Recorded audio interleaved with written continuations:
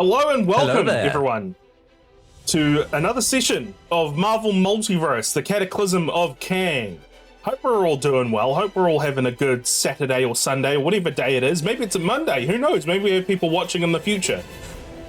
But before we jump into the next session, Origin Stories, let's introduce our lovely cast, starting with Kieran. Go ahead. Hey, I'm Kieran, aka KaradanZero, and I'm playing Dominique Rousseau. Hi, I'm Sylvan, and I'm SeaGoatGames and I'm playing Sylvan. I'm Aaron. I'm playing Ghostlight. Hi, I'm Simone. I'm just here to hang out and also, I guess, play Meili. Don't you mean Meili? Melee. No, Meili? Who? All right. So that's everyone all accounted for. So let's jump into the recap, shall we? Previously on the Cataclysm of Kang. Sorry, what was that, Aaron? Well, why did you interrupted the previously on? How dare? Yeah, how dare you? How dare you? Like an episode of Power Rangers. Previously on the Cataclysm of Kang, our prospective heroes Mimir, Meili, Sylvan, and Ghostlight were tasked by Nick Fury to look into the arson of the restaurant known as Nani's in Little Italy. A ploy had seemingly been taking place in Little Italy, with many of the properties being bought up by mysterious buyers. Nick Fury posited that the arson of Nani's and the property buyouts were connected. Fury tasked the heroes to investigate this problem. Arriving in Little Italy, the group of heroes came across the owner of Nani's, Giovanni Di Battista Iglesias, who opened up to them, telling them that the Magia crime family known as the Manfredis were responsible for the restaurant's arson.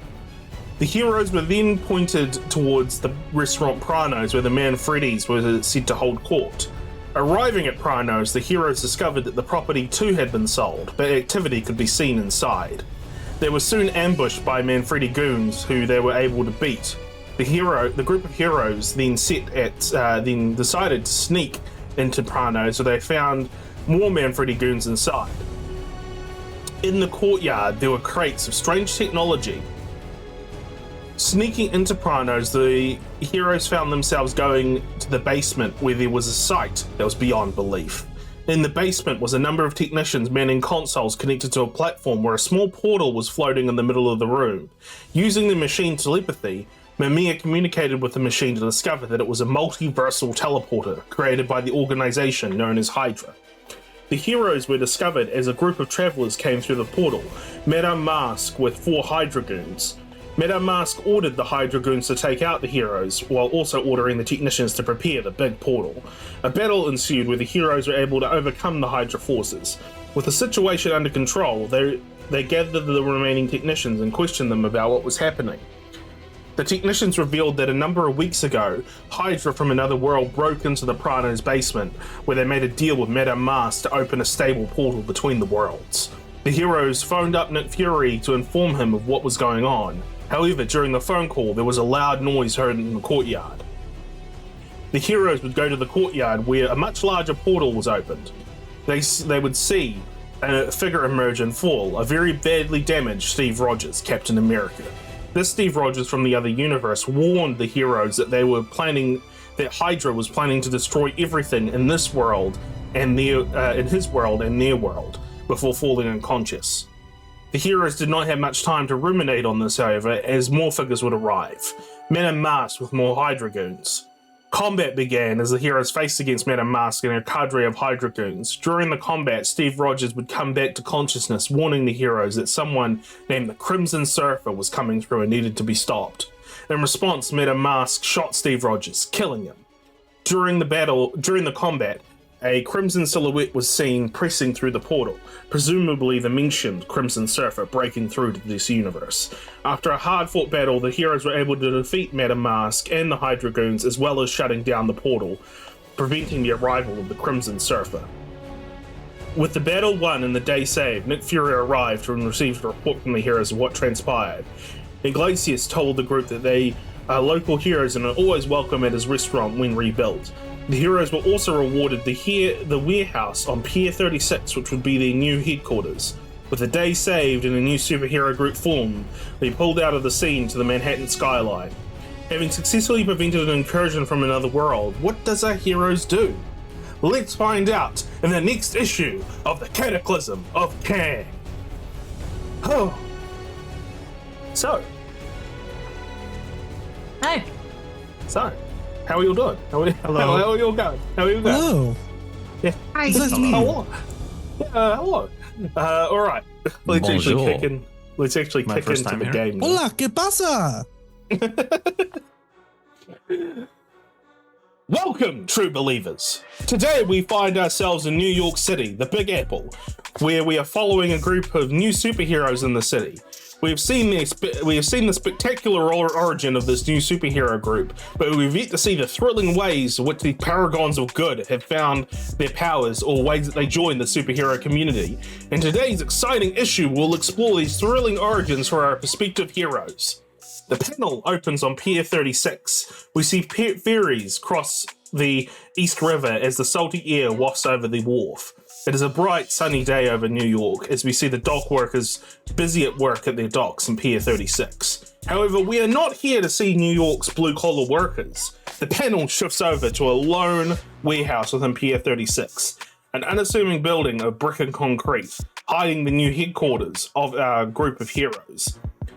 Today, we have the heroes gathered at the headquarters, meeting with the former head of S.H.I.E.L.D., Nick Fury.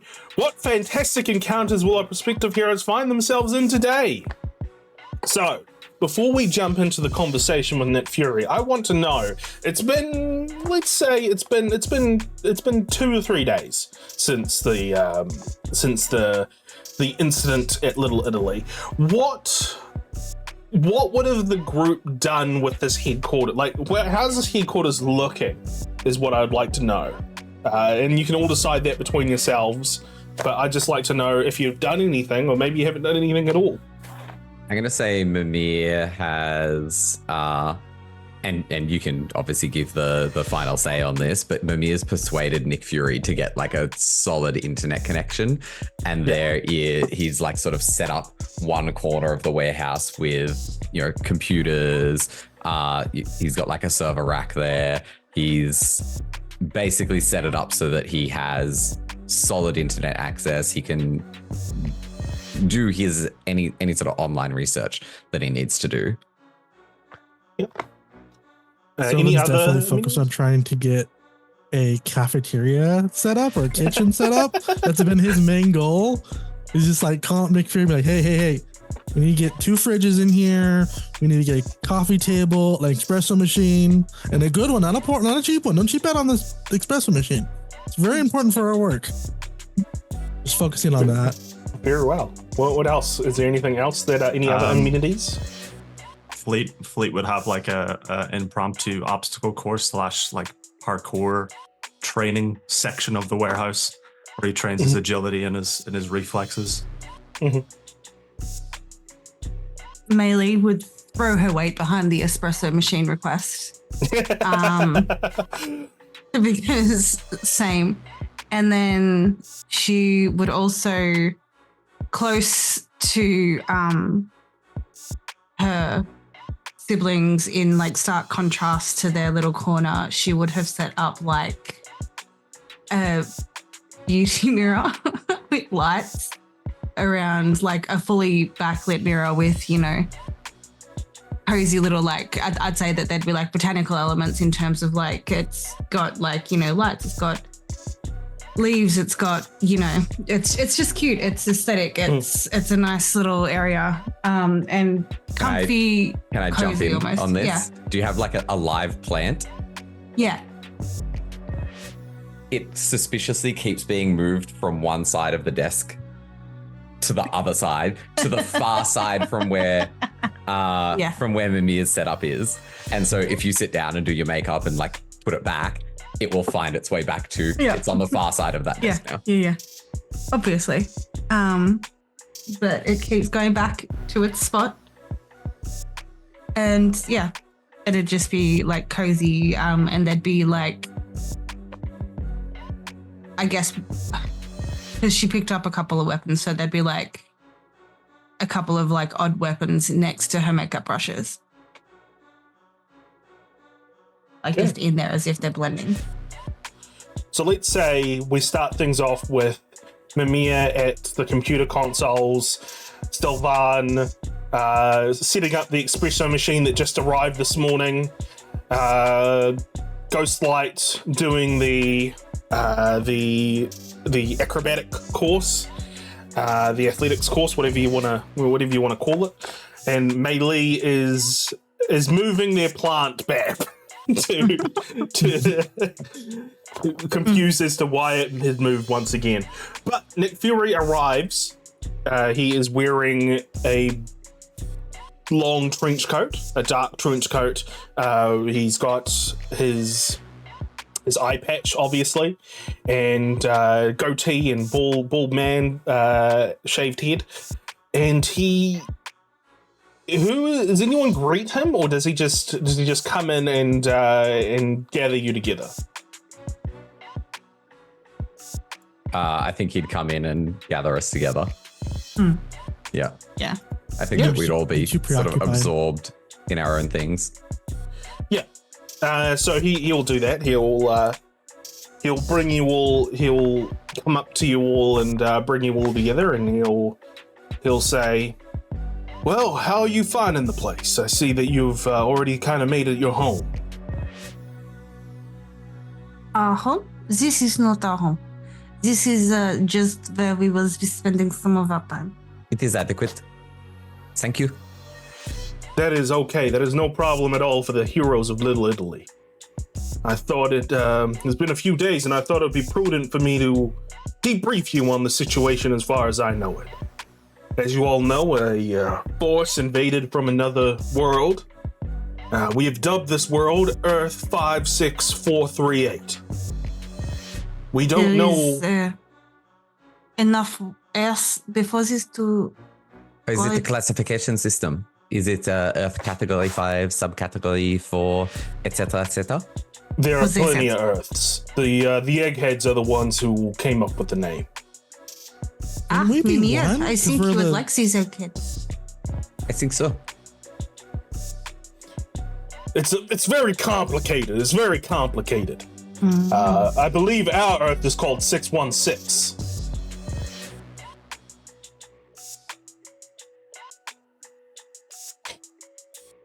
Anyway. What is the fastest fuckboy doing? Have you got ants in your pants? He's just turning in a stool. He's bored. But we don't know what the Hydra from this other Earth, from Earth 56438, were doing and why they were trying to incur into our one. But because they're Hydra, they're surely up to no good.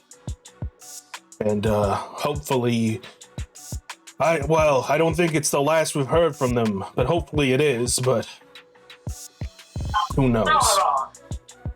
I have been thinking about this somewhat. How much variation is there between these different Earths? There are plenty of variations between different Earths in the multiverse. Then how do we know Hydra in 56438 is not the trying to rescue us from an incursion by 56438 Steve Rogers? They are still Hydra. Is that what you think happened? I do not know. Like you said, this is very complicated and we need eggheads to tell us all these things. I think you are the egghead in this situation. Well, all I know is that they teamed up with the Manfredis and Madame Mask from our world, who are definitely not good players. Yes, and you have never teamed up with anyone of questionable morals? Touché. But that's a French word. Oui. Well, either way, this other Earth is trying to incur into our one. And we don't know the reasons, but there was some confusion regarding the dead Steve Rogers. There was rumors that started to circulate that Captain America had died. Obviously, this was the Captain America from another world, but unfortunately, our own Captain America was away on a mission in the Negative Zone with the Fantastic Four. So there was no way to really verify it. Sorry? What's the Negative Zone? Oh, the Negative Zone, that is like I'm gonna have to look up and see what it is actually. I know what it is, and I know. You I'm just my shouldn't character. say shit if you can't explain. Chris, I'm so sorry. I feel like this was meant to be a monologue, and we are just. Absolutely Yeah. jumping all over you. Why is it Terribly this? sorry. And why is it not this? It's an antimatter universe. There we go. I needed to look It's in up what the character actual for description Henri is. and Dominique, to be fair. Yeah. It's an I'm antimatter full go- universe. Filled with What's antimatter? Oh boy. Well, perhaps you can research that in your own time. Henri would lean over to Dominique and be like, "Do you know what this antimatter is?" Sylvan, I will send you a link. Don't worry, you can read up after. Just nods. You all be pleased that Little Italy has been liberated from the Manfredi's influence for now. And the locals are extremely grateful for your heroes to take them out of the oppressive thumb of the Magia, even if it is just for a brief moment. With the capture of the Manfredi goons, Ignalis has been able to prove that the fire was an arson and was able to get insurance payout to rebuild his restaurant. So that is a win in my book. Do you have any questions relating to what's happened so far? A question about the insurance company. They are not going to pay him when they thought it was perhaps an accidental fire? There was suspicion that it was on purpose. But... Which very much was on purpose, but it wasn't by him. And the insurance company was clearly unjustly withholding payment from this man? Well, that's a whole nother You work for the discussion. government? This is not the time to disrupt Is capitalism. this our next assignment? Yes, is this what we are going to do? I would be on board with having a conversation with the executives from this Dominique. insurance. Yes? This is not the time. Okay. Well, any other questions that any of you have about what's happening? I'm sure I can answer them. Nah. What happened to all the multiversal technology? The police have taken that away and have sent it off to the Fantastic Four, the Baxter building, for Reed Richards to look into when he comes back from the Negative Zone. Is there perhaps some multiversal communication equipment I could integrate into my setup over here? Maybe something, I would say, read-only? Read only? What do you mean? Yes, I would not want to send messages, but so I could listen. Perhaps there's some way I could observe if someone else is trying to create another portal nearby. Well, we can definitely look into that. Anything else?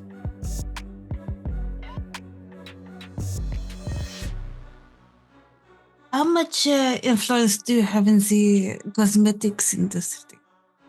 I don't have much influence these days. Like at all, or? I would say in the cosmetics industry, 0. Yeah.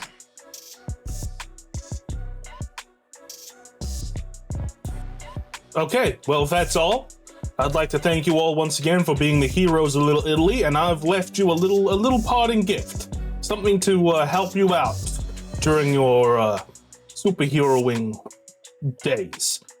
And Nick Fury will present to you a very old police radio scanner. Oh, Is this... I know this. Merci.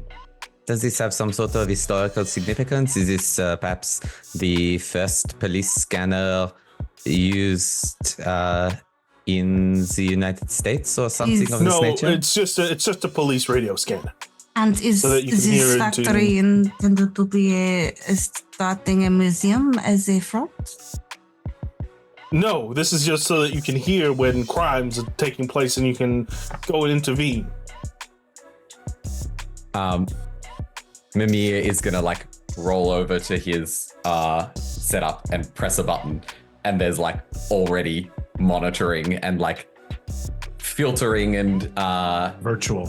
like AI listening to police scanners nearby and like coming up with text summaries of each one automatically, and then rolls back. But thank you for thinking of us. Well, looks like you already have the bases covered. You just keep that as a memento. All right, I'll leave you to it. Starting a museum. I'll leave. go That put was it in the all. I'll leave closet. you to it. And Nick Fury will turn around and leave. Nick Fury been Leaving- trying to leave the whole time. So it's now the four of you left at the warehouse. What happens? What conversations happen between the four of you as you all are here? I think at one point, I don't know if it would have been immediately then, but at one point, Mimir would have approached Ghostlight and said, "So what is, how fast can you move through this course? What is your best time?" Well, I haven't had much time to train on it yet, but I think 29 seconds? Not too bad. How are you counting this? In my head. And what is your average time for runs today and this week? Runs. It depends on the distance. I can do No, I mean 5. through the obstacle course. Oh, well, I've been increasing about a second each time I do it. What sort of analytics do you do for efficiency?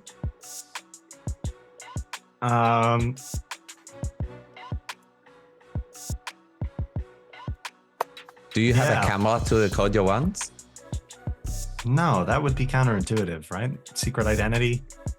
No, but just for here. For your own review. I mean, maybe Can- that's an idea.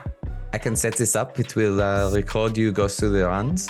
You can look at how you move on times you go faster, how you move on times you go slower, and do the faster one. That's a good idea. I appreciate that. Okay, I'll set this up for you. Thank you. He just goes and does another run immediately. Yeah. So that'll be something that that Mimir works on, sort of getting a camera set up and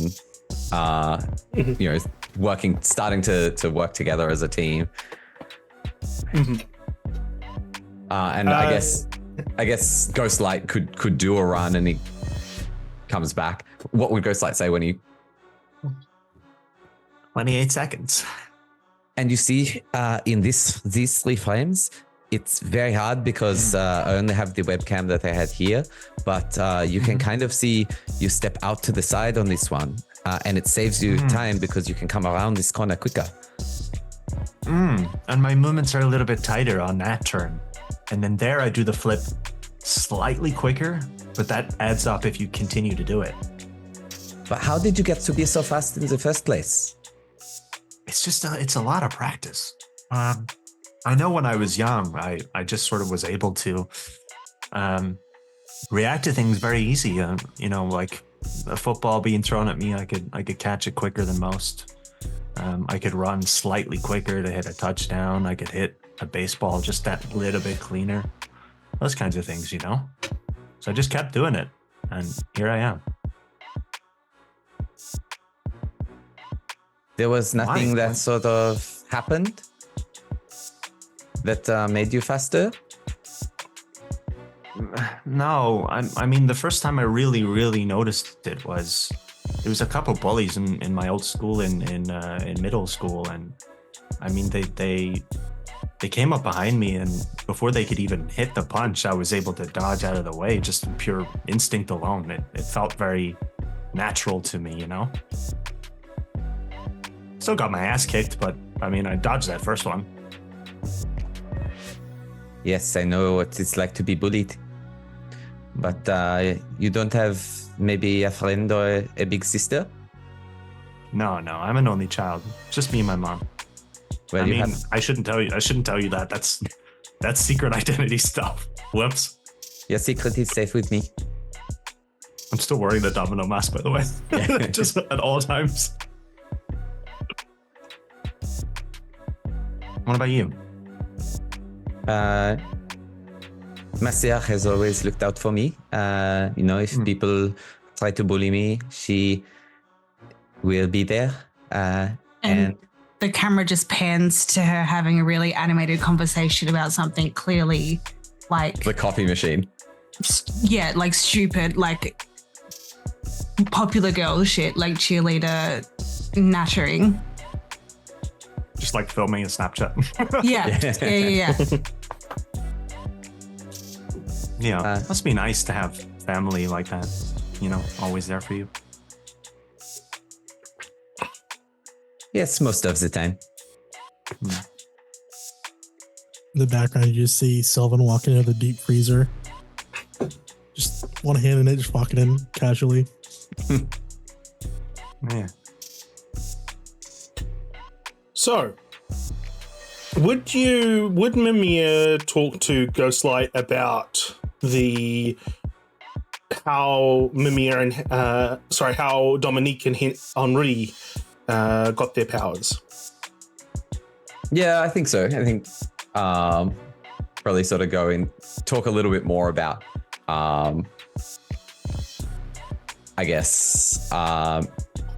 Henri sticking up for them and dragging them along to parties and things like that, and then sort of just say, but when I really need her, she is always there for me. There was, I guess, one time where I had discovered something about Roxxon. You know the company Roxxon? And with that, Roxxon. the panel shifts. Wow. We are in the night that Dominique and Henri is going to infiltrate the Roxxon facility in East New York. Dominique had discovered that there were a series of documents stored in a cut-off drive in a local network in that facility. Acquisition of these documents were only possible by going for the mainframe of the Roxxon facility. Now, I'd like to know, how does Dominique convince Henri to take this, to do this? I'd like to see that scene. I'd like to see how that unfolded. Yeah, so it definitely would have been before we get out here. It wouldn't have been hey, just come here. So maybe we sort of rewind back to earlier that day. Ma sœur, you have to look at this. What is it now? I've been looking around, just different things on the university servers, and there's something happening here. I followed the thread and look at this, and just points to the screen, and it's just like incomprehensible to Henri. And is this like the university's plot to steal everyone's fees like last time? They are taking our fees. It is unfair, but I guess that one is legal. This is not. I don't think the university knows about this one. They're into the surveillance cameras. They are into the laboratories. They are into everything. I am going to need more words from you to explain what it is we are looking at. This here, this is what the university sees. This here, I have traced this back. This is Roxxon. Why is Roxxon not a sponsor of the university? Why does Roxxon have access to all the university's files? They have been known to have access to things that they should not have. Yes, which means they may have access to our things. They may have access to other things. What is it matter if they have access to us? Really? We are no one. We are just here to cheer, here to... Do you trust them? No, but I do not trust many people. Do you think that they should be accessing student data with no consequence or oversight? No. It's the right thing to do, only. What have is to find the out. thing to do? What is it you are asking? I do not want to go anywhere. I have a competition tomorrow. I have followed everything I can from here, but it is something we can only do at Roxxon headquarters. That is dangerous. You will not be going there. But it's less dangerous if you're with me. I'm not sure that is correct. Less dangerous if you can keep your eyes out for anyone else who might be coming in. I looked up. Dominique, They have electronic locks. I know the manufacturer. I can get past them in 12 seconds. this is manipulation.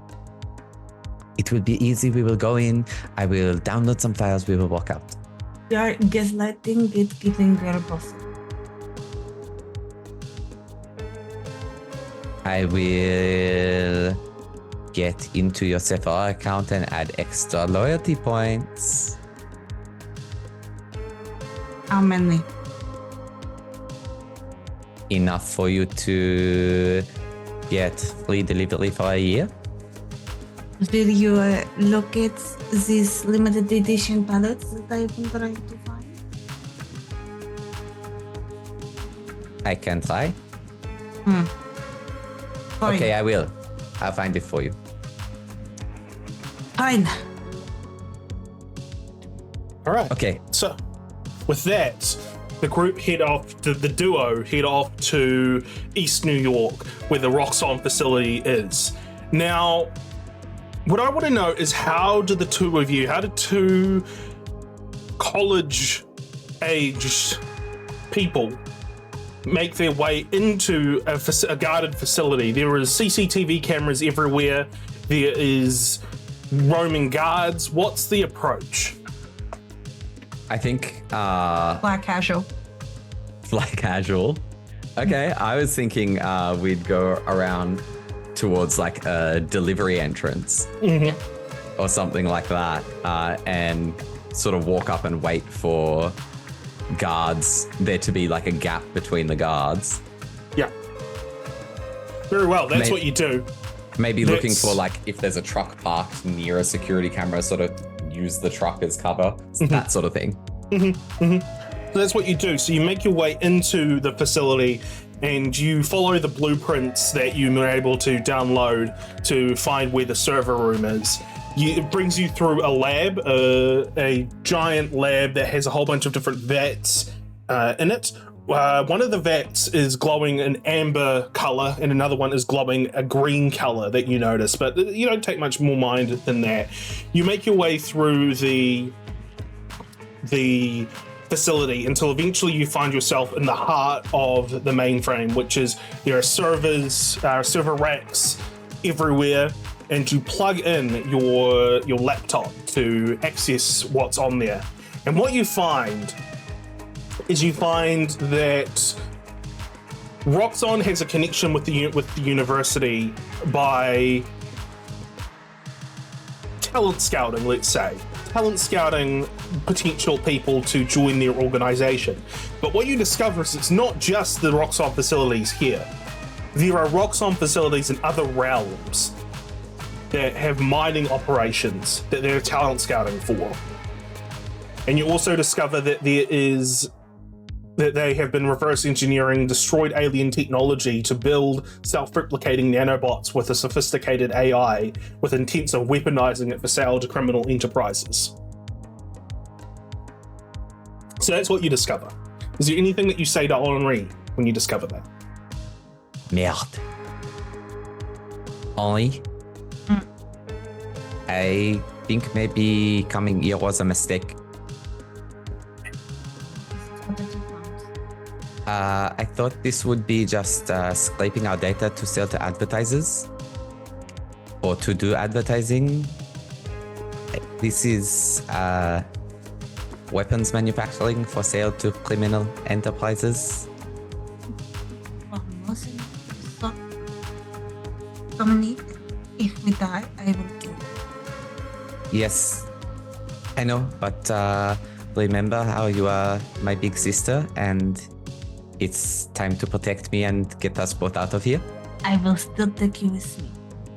Okay. So, the two of you, having discovered this information, decide that you're going to leave the facility as quickly as possible. So you make your way back. However, as you make your way back to the lab, you hear voices. There are people in here now. You see that there is a ladder nearby the vats that lead to a walkway above the vats. And you take that to try to get past them and go on the other side. As you make your way across the walkway, you see a number of guards, and there are two scientists talking to a burly man in a white suit. This is no normal man, however. This bulky frame leads up to a giant bull-like skull. Below them are the two vats. Below you are the two vats that are swirling that are liquid with swirling masses inside. One giving off the green aura, as I said, one giving off an amber aura.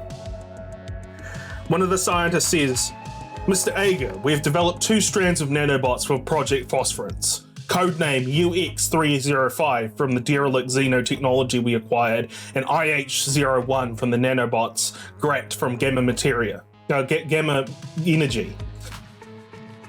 Both show signs of promise. However, in our tests, IH01 has shown to be slower evolving than UX305. The tests show that UX305 is evolving at a rapid pace. However, this might prove to be unstable. Both candidates are suitable for the show-off at the black market." The bull man, Mr. Ager, scrutinizes the 2 cylindrical vats. As he looks through, as his dark, deep sockets of the bull's skull look into the vats, he looks up and he sees both of you at the walkway. He orders his guards to apprehend the intruders. As you both, the guards then point their guns towards the walkway. As you both stand up to surrender, let's say, the railing on the walkway gives way, and both of you tumble forward into the vats. The tumble through was quick for Henri. As you fell over, Henri, you hit your head on a metal equipment nearby, rendering you unconscious, making you blissfully unaware as you fell into the green vat. Dominique, however, was fully aware. They felt everything as the fluid splashed when they fell into the amber vat. They felt the desperate gasp of air only to be greeted by a mouthful of copper-tasting fluid. They felt their body go numb as they felt things crawl all over them, probing things, invasive things all over their body. Their vision blurred as they were greeted by the black abyss, darkness, nothing. Nothing but the chitinous buzz distorted by the water and the rapid thrum of their heartbeat. As thoughts began to drift, the thrum began to slow. Ba-dum, ba-dum, ba-dum, ba-dum, ba-dum. Silence. Nothing.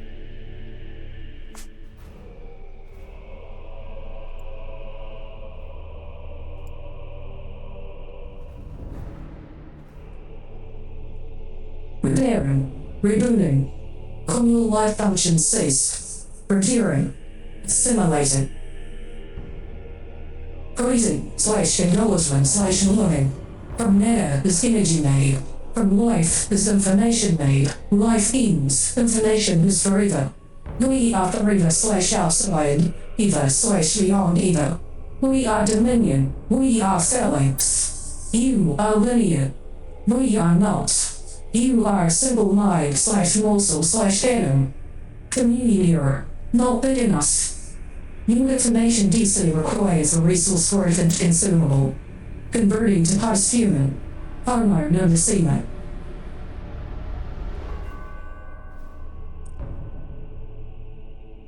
You gotta speak slower when you do that. Yeah, I caught most of that. Okay, sorry. It's really good. It's fucking cool. I loved it. But yeah, it was a little difficult to understand. Okay. No, that's all good. I mean, it was just flavor anyway, to be honest. Yeah, cool. Just send him the big. Yeah, send me the thing after. Yeah. So you hear that, and what you're greeted with are visions. Year 1. A large open space of metal and pulsating lights is seen. Dominique is here with three other people in shadow. They face off a group of 5 powerful shadows.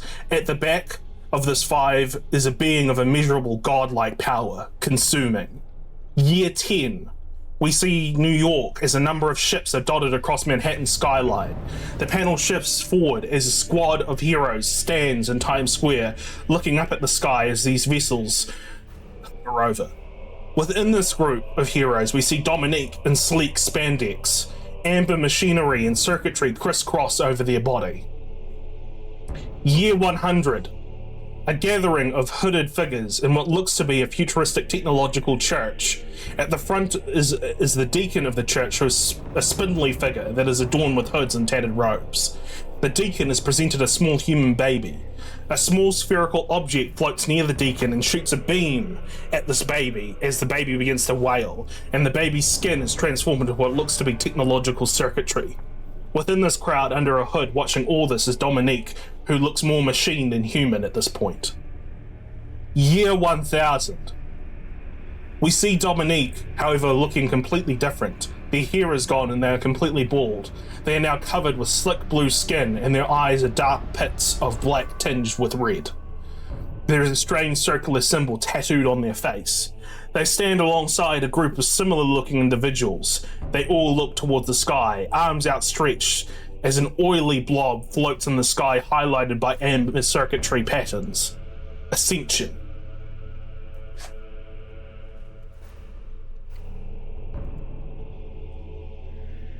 Version complete.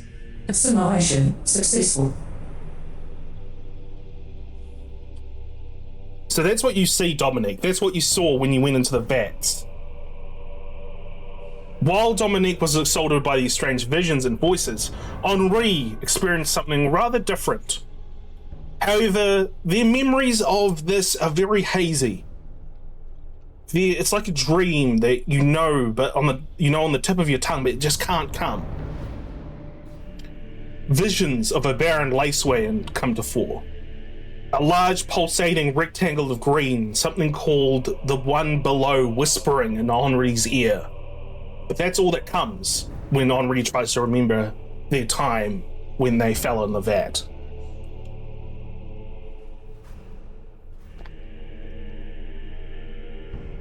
Henri, you wake up first. You gasp for air as this feeling of green light is over you.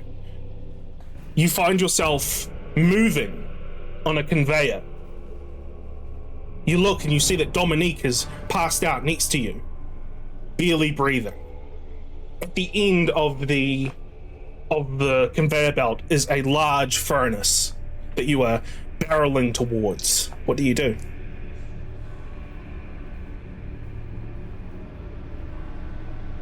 I mean, my first instinct is obviously going to be to get to Dominique.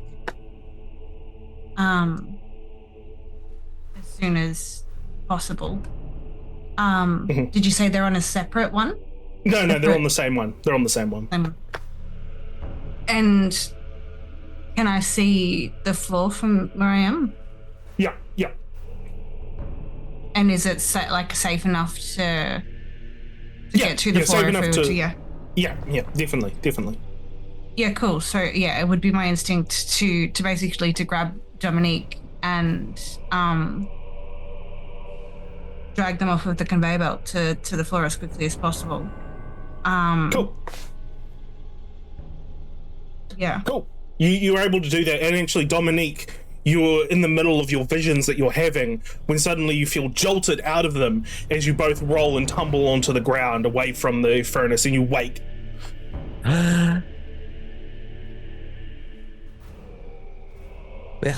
Where are we? That is a good question. I do not know where we are. I have no idea how we got here. I saw a lot of things, but I don't know if they are real. Did you see the people with the blue skin? No. Blue skin? Maybe a hallucination. We have to get out of here. You're telling me. Do you see an exit? If I look around, is there an exit? Yeah, you do. You do see an exit, and we'll say that you exited out, and we will cut. The panel will move back to the conversation between Dominique and Fleet in the warehouse. I think Dominique would have sort of glossed over the vision and probably not given the details of that. Mm-hmm. And then from there, and it was fortunate we did not run into any guards on the way out. We did not go back. We have not heard from anyone there since. Sounds very traumatizing. It was upsetting, but it was not long after this that I discovered I was able to talk to machines and talk in other people's minds and all that kind of weird superpowered stuff. People's minds are just machines made of different things. It's true. I read that in a book once. Are you a fast reader as well? I actually read quite slow. I find I'm a fast learner, though. I found this very funny for some reason. You are so fast as fuckboy, but slow reader. I think I like to really appreciate each word. You know. There you go. I'm a bit of a creative, I guess. I don't know. You're creative? A little bit, yeah. Do you paint? No. Do you perhaps do makeup? If you do makeup, my sister would love to talk to you about this. I run. Perhaps my sister in a creative way. Perhaps Marcia can do your makeup for you one day.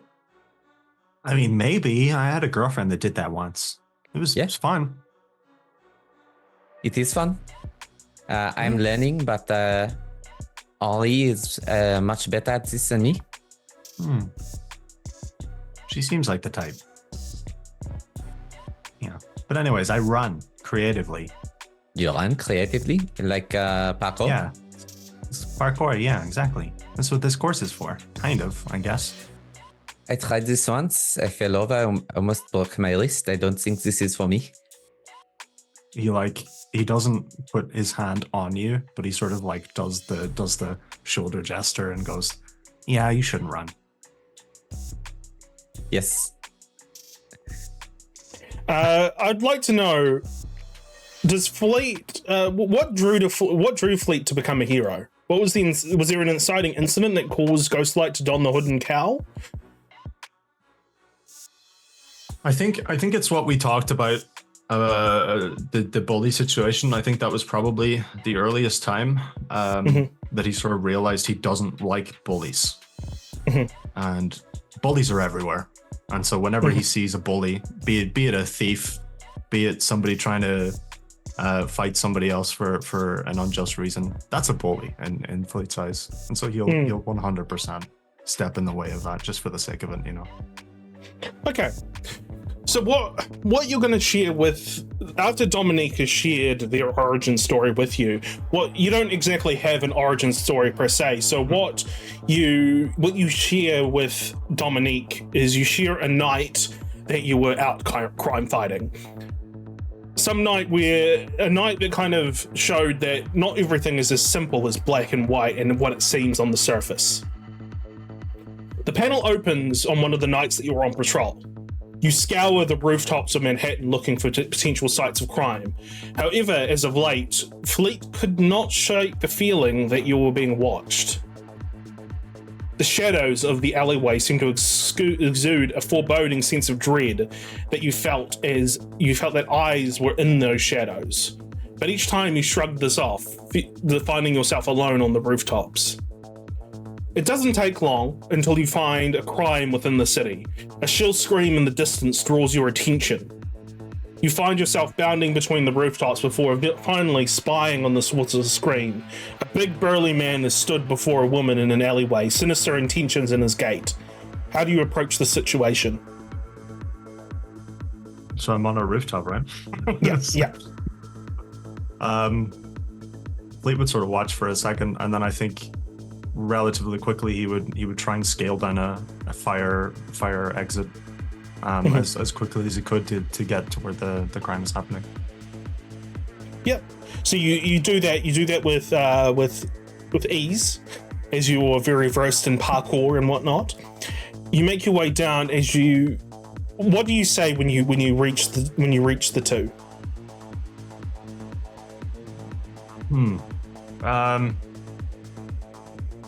I don't know that he would say this is relatively early in his vigilantism. I think he might just sort of, because he's not got it down yet. He's not got the idea of stopping a crime down yet. So I think he would run at the person and just shove them off. Yeah. So you shove the person to the ground, the big burly man to the ground.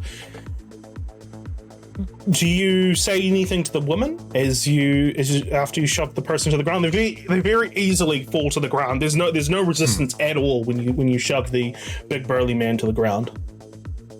I think Fleet at this point is a very nervous being, very awkward being. I think he would just take a very lazily combat stance in front of her, like so she's behind him against the guy that's now on the ground. The guy takes a while to get up from the ground. But when he does, what you notice that there's a vacancy in their face. They look slack-jawed. Their eyes are glazed, seemingly in another reality altogether. And they just sort of stand there, sort of hunched over, and they just stare at you and they don't do anything. What are you, high, man? What's the first thing the woman behind you says, "It's true. You are he. The one that was promised. The one that was prophesized. The breaker of chains. You have a great destiny before you. But to fulfill the destiny and break the chains, you need to die." And you turn around and you see that the woman has produced a ceremonial-looking dagger and is going to swipe at you with the dagger. What do you do? Fleet is gonna, he was turning around as she was saying all that, and he'll sort of, with his hands still in a combat stance, he'll just sort of try and, push the dagger away from the presumably stabbing stance that she's taking. Just try and sort of push it away. Self-defense 101. Yeah, that's what you do. What do you do next? What the hell, lady? You must fulfill the prophecy! And you'll sort of jump back, sort of a very typical knife dodge. Just be like, why are you, what the hell? He's like really confused. So she's just going to keep on trying to stab you. And are you just going to dodge the whole time? At this point, after the second dodge, she's not giving him anything. He is going to disarm her. Yeah. If he can. Yep. So you grab her arm as she goes to stab you in the gut. And you twist her wrist so she drops the knife.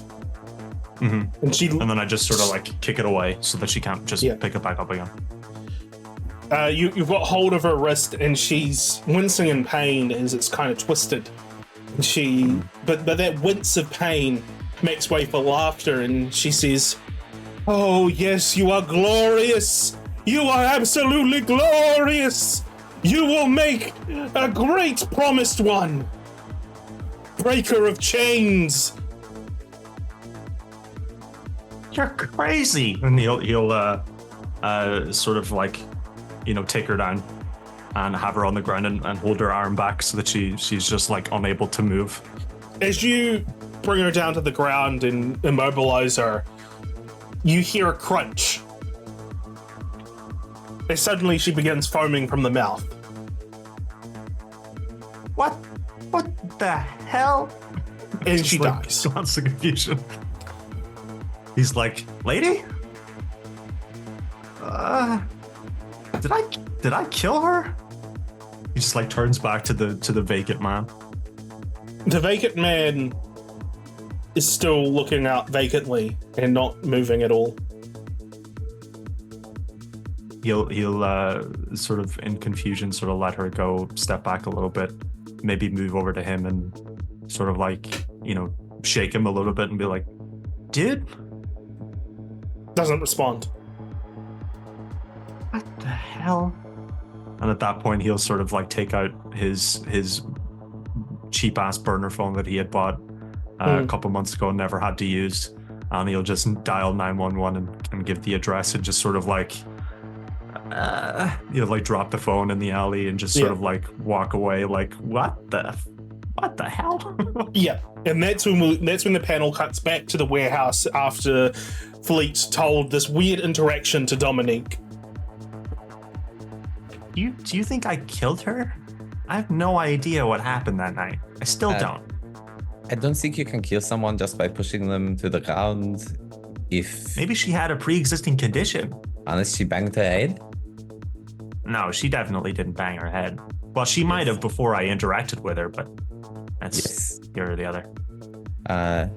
This sounds upsetting. Why did they call you the chosen one? Like I said, I have literally no idea what happened. That's why I'm telling you, because you're smart. I thought maybe, Yeah. It's the weirdest experience I've ever had, and I just fought a woman that came through a portal from another world with the three of you. So I think this more recent one was perhaps a little weirder, but definitely eye on the strangeness scale. Do you remember where it happened? It was an alleyway. Perhaps we can find this alleyway again sometime. It was like on 4th Street, like down a little bit from 4th Street. It's very strange. It was. I've been back there, but like, she was obviously not there. The guy was obviously not there. The weird, like, ornate golden dagger that she had was not there. You did not keep this thing? No, I didn't want to touch it. I would have kept it. Trying to stab me, man. Yes, but you never know. Could have been expensive. I'm not some kind of hoarder or something, Not some I'm not a thief. A hoarder? I'm not a hoarder, and I'm not a thief. Yeah, you could have pawned. Is it really stealing? She was trying to give it to you. If it owns to somebody else, it's stealing. Yeah, but she was trying to give it to you. She was trying to give it to you the blade first, but she was still trying to give it to you. You know what? I'm just. It hurts my brain thinking about it. I'll be honest. Oh, okay. Perhaps you can tell me a different real thing? explanation, but. Why were you out wandering around in any case? Oh, I was doing the whole vigilante thing. I was trying to help people, I don't often, back then anyways, I didn't often sleep at night from school, from college. So I often I needed something to do. So I think one of the first times I did it, I was out for a run, and there was just, a mugger or whatever. And he had taken the bag, and I had knocked him down, taken the bag back and given it, like a simple thing like that. And I was just like, hey, I could do that again. And then it just developed from there. It's the right thing to do. Yeah, he was a bully and I stopped him, you know? So, we're going to cut away from these two for a moment as we go over to Evan, as Evan is preparing a meal of some kind. Does Henri talk to Evan at all, or? Okay, she would. Oh, excuse me, sorry. Probably anytime she'd go to the espresso machine, there'd be some sort of interaction in terms of like almost like a salute to her brother in arms who required caffeine as much as she did. You cut over to him just having like 4 continuous things of spaghetti being made at once, like an outrageous amount of food for 4 people. She would occasionally make an attempt to, you know, do you reckon maybe I could get in on that kind of thing, because she might be a cheerleader, but she's also a strong gal and needs her fuel and is probably capable of eating just as much as poor Sylvan if she really put her mind to it. In terms of disclosing information, she probably wouldn't be nearly as open as Dominique, though. She might approach them and be like, so, how did you become a tree? It's a long story. I mean, the short version is it just kind of happened one day. Spontaneous treeification, if you will. Did you consume a tree? I am confused. No, I didn't. No, I don't eat. Can people eat trees? I do not know. You have become a tree. I'm sure that they could eat a tree if they wished. No, I didn't eat a tree. Should I start eating trees? You think I'd get like? Is that cannibalism at this point for you? He's like confused. Cannibalism? Yes, you became a tree. You were wood, you know? Yeah. I'm not gonna be eating trees. Let's just. Then, okay, if you are not eating trees, did the tree get inside you, or is I am the tree, and then he just like shifts his arm, and you just see like it spontaneously, just his arm just barks up. So, did a mommy tree and that the human love each other very much? I just became Katiana for a second. Ha! Yeah. No, I grew up in. Sorry. I grew up in Borough Park, you know, with a normal mom and a normal dad. They worked full time. So you grew up in the park? Near Borough Park. It's a part of New York. It's one of the poorer neighborhoods. Borough Park. I do not know New York. Like not that far from here, actually. Yeah, I do not know if you can tell, but my sibling and I, we are not from here. Oh, it's like not that far. That's where I grew up, with a normal human mom and a normal human dad. So, and if this is the case, then where did it come into it? All I know is when I was around 11 or so, it just kind of happened. It was kind of scary, to be honest with you. It just kind of almost exploded out of me. And his demeanor kind of gets a little more tragic or sad. And it took a while to get used to.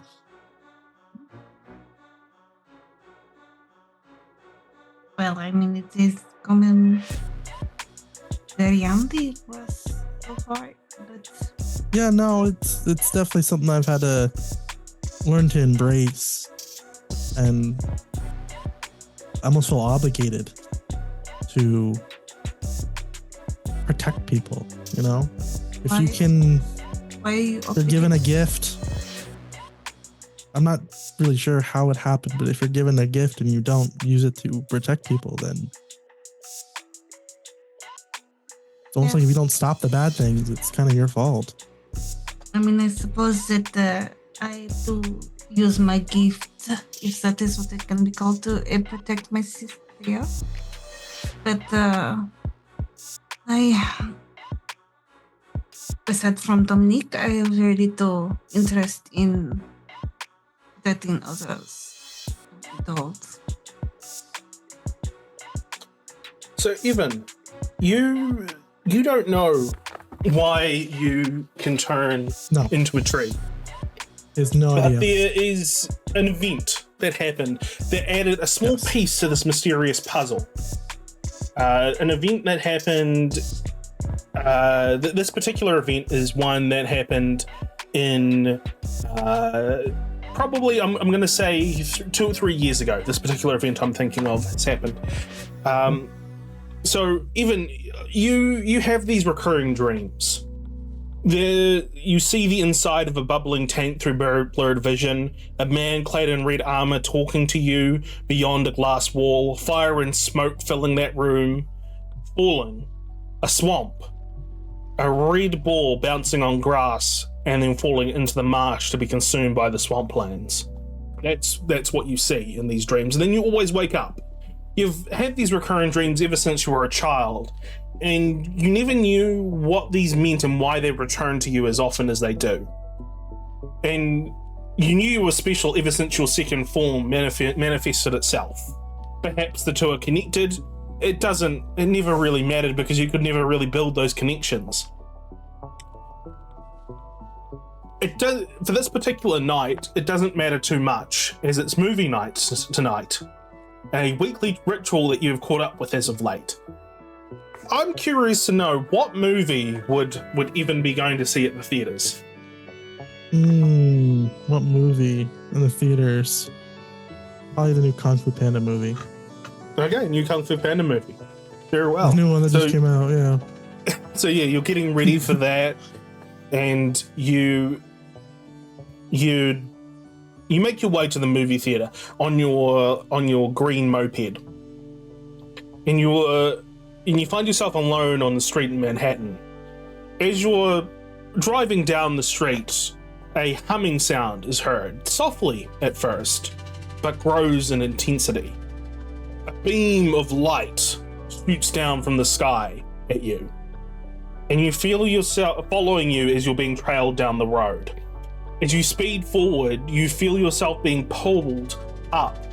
The force is strong enough at this point to yank you off your moped, and to sending the green vehicle skidding across the road. You then find yourself floating in the air as you're being pulled up by something. And you float, you continue to float higher and higher and higher until you pass through the skyscrapers and then eventually the clouds. And that's when you see it. Above the clouds, this large, sophisticated space vessel in the sky. You're drawn there by the beam that has seemingly caught grip of you. When you find yourself floating into the opening of the ship, a number of figures emerge in the light. They are shadows at first, silhouetted by the bright light. However, as you draw closer and nearer, you see that these humanoid figures are humanoid-looking animals in lab coats.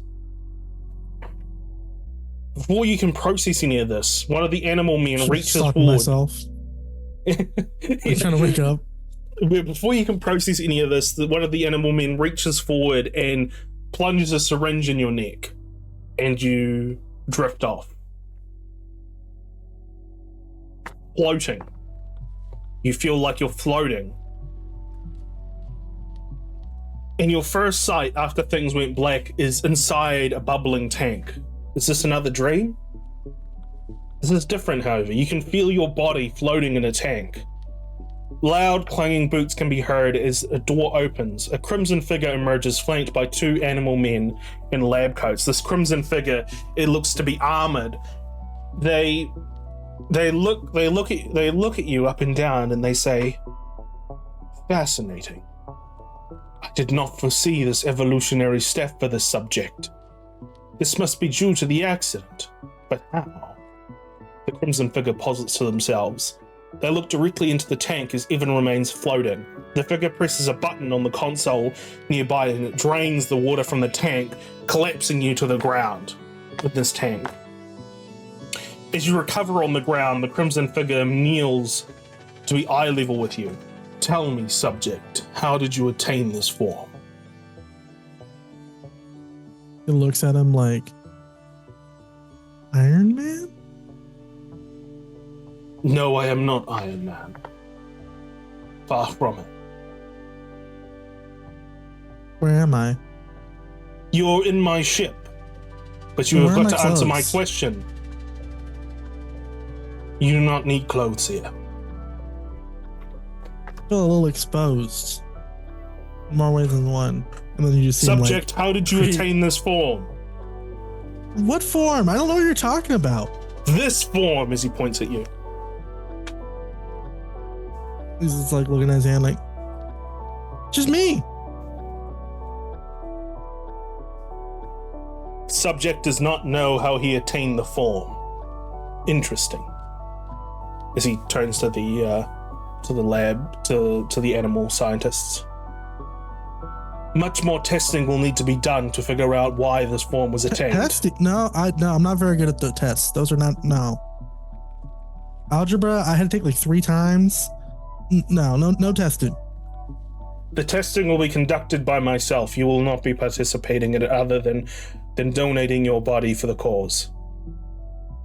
That sounds like bad. Like dead. Bad. No, I'm not a donor on my ID. No organ donating. He ignores you completely as he's talking to the animal men nearby.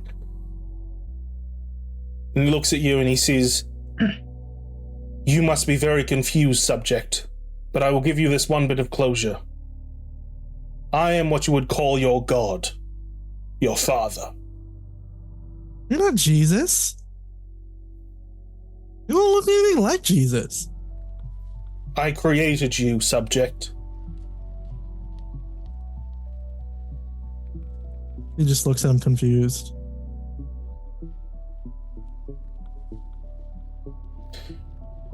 Very well.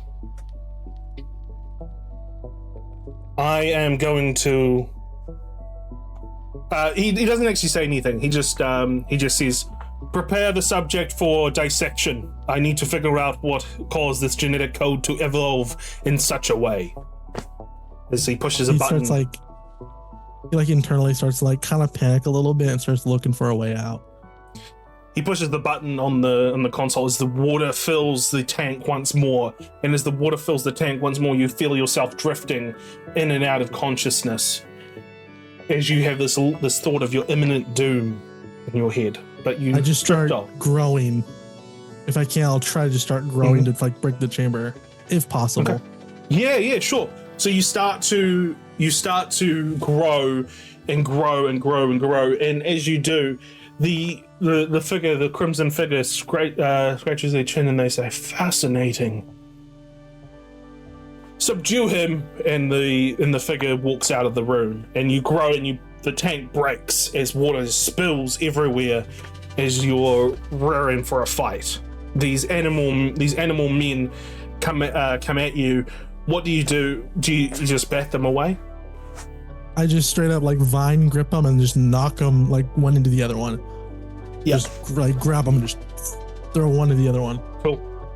So you then run out of the room and you find yourself in a confusing corridors of this vessel, of this spacecraft, until eventually you take down any animal men that come in your way. It's a very tense, high-octane scene as you're making your way out of this ship, and you eventually find escape pods. I just start pushing buttons and stuff, and then I get inside whatever I can. I figure out what it is, and then get out. Yep, it shoots out. and you are shot back to Earth. As we cut back out of this panel and back towards the conversation between Henri and Evan, and whether or not Evan would have disclosed this to Henri is up to Sylvan, up to you to decide. No, but I would have an idea after having like kind of repressed it a little bit, but now it's been kind of brought back forward a little bit more. I would have an idea, and I'd look at Henri and be like, "Does your brother know anything about like DNA? Because I know he does like the computers and stuff." But Dominique knows a lot about a lot of things. Because I was thinking maybe. Do you think it is to do with your name? Well, I had heard about some people over in Brooklyn that had some extraordinary powers, and it's something to do with some kind of gene thing. Maybe he could look into it. You think? Yeah, we can ask him for sure. They're very. As the memory came back to you, Evan, this repeating image seems to come back from this recurring dream that you have of a red ball bouncing and going into the swamplands and being consumed by the swamp. For some reason, that image just keeps on popping back in your head, but you're not too sure why. Can you watch over the spaghetti real quick? I'm gonna go ask your brother a question real quick. That's all right. And I go over to him and go, "Hey, do you have like a way to like a DNA test, but not like a paternity one?" What for? I just have a hunch. I don't know how to explain it. And then like I kind of like grow up like another finger, like, and then just like kind of break it off. Do you think you could like analyze this? I can order a kit from 23andMe. I'm thinking something a little more sophisticated. I don't. Ancestry.com? Like, Yes, is that better? Dominique, there is even I know this. There is DNA testing that you can do online. Surely you can get into a database of I don't some have. sort. I could get into a database, but I don't have the equipment for the initial analysis. Perhaps ancestry to should begin ask with. Yuri then? about it, huh? Yes, you could ask Fury. Yeah. I'll do that. He like writes down a little note. Okay. With that, the group continue on doing what they're doing. When Dominique, you're on the computer, a pop-up comes up saying armed robbery at Capital Bank. And then a few seconds later, there is a call on the dispatch that has been plugged in that says that there's an armed robbery at the bank. I think this is one for us. We can help you. Avengers, assemble. Absolutely not. Yes, this is not a thing. I have started to think maybe you have some potential to do some good things, but certainly calling us to assemble is not one of them. Avengers. And with that, we are going to take our break for today. So we'll be back in mere moments, everyone. Don't go anywhere. If you're watching the VOD, we'll be back straight away. So, all Or right. do go places but come back really soon. Yeah, because we'll be right back. See you soon. Hello and welcome, Hello there. everyone. Welcome back to Cataclysm of Kang. As we continue this session, we last left things off with everyone most of everyone describing what their origins were and me putting them through what was happening. And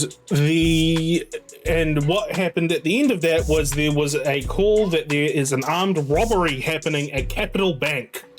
So the panel shifts over to Capital Bank, which is within Manhattan, and there is a tense atmosphere as squadrons of police form a blockade outside the bank. there are a number of police cars and officers situated outside Capital Bank.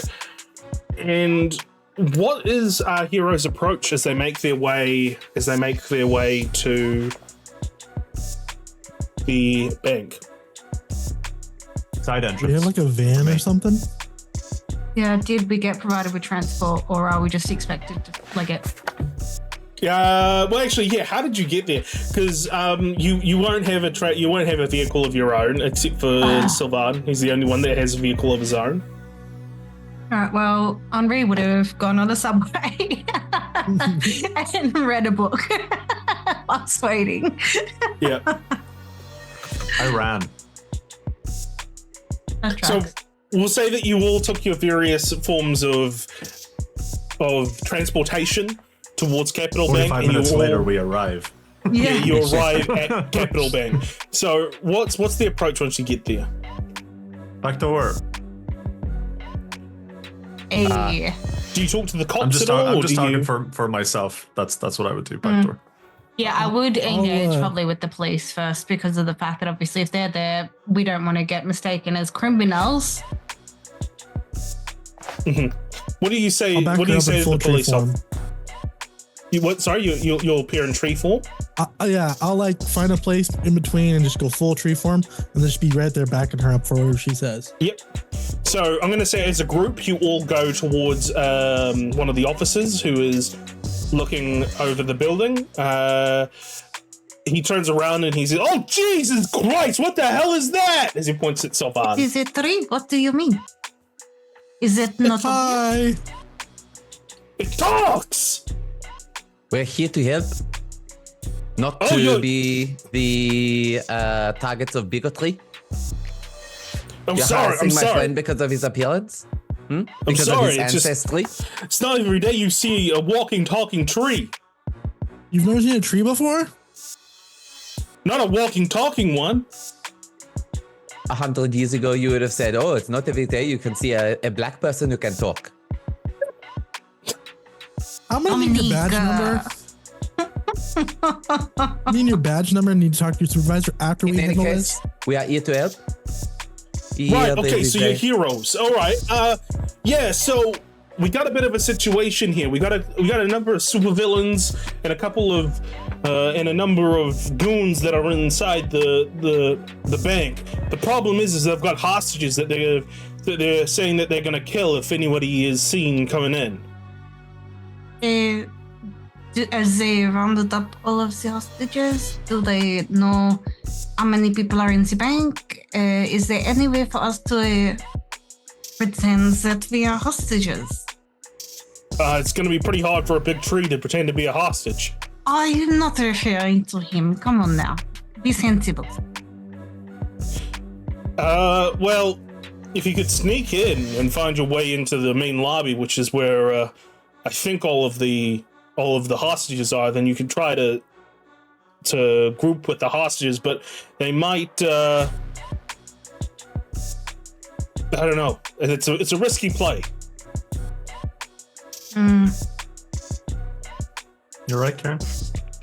Yeah, I was just, my scrolling thing wouldn't scroll far enough and I couldn't see what the last power on my list was. Don't mind me. All good. Let's Okay.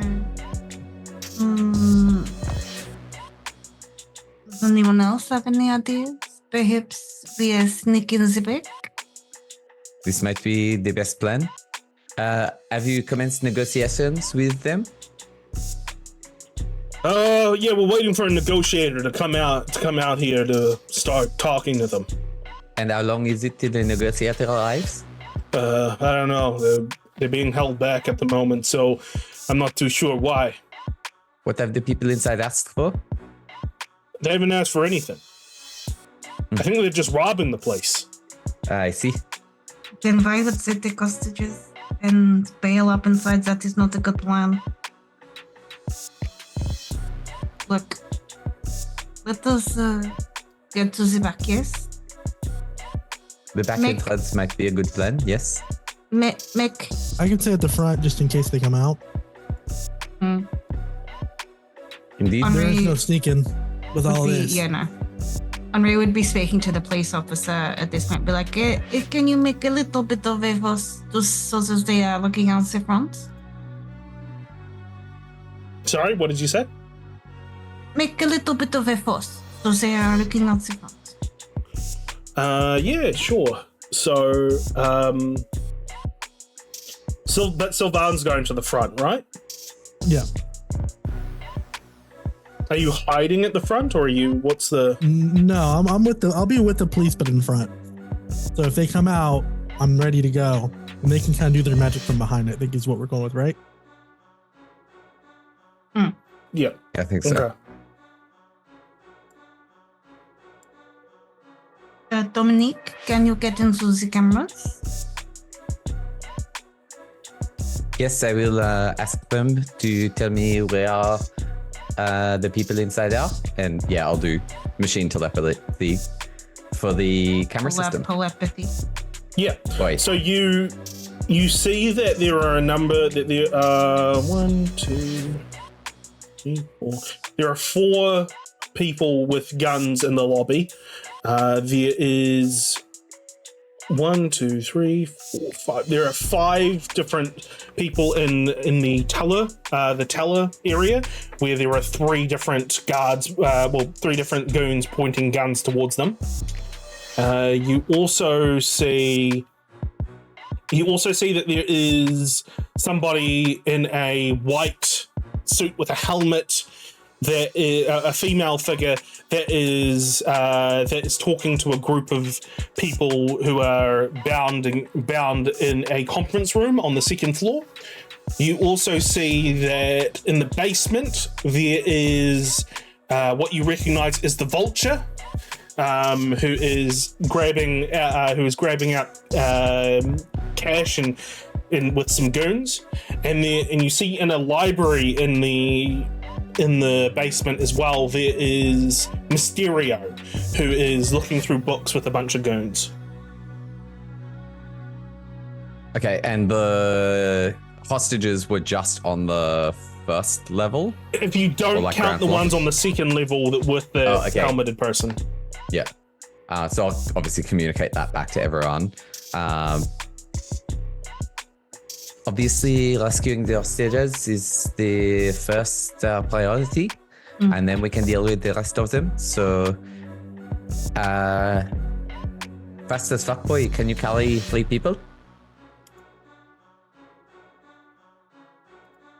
Probably not. It might be a bit more difficult then. I could carry 3 of them, but I am not as fast as fuck boy. Perhaps a distraction? I Sylvan? could throw a truck through the front door. That might be a bit too confronting. They may react poorly to this. What could we do? A smaller truck? Maybe like a French one, a little smaller truck? Cybertruck, like an electronic one.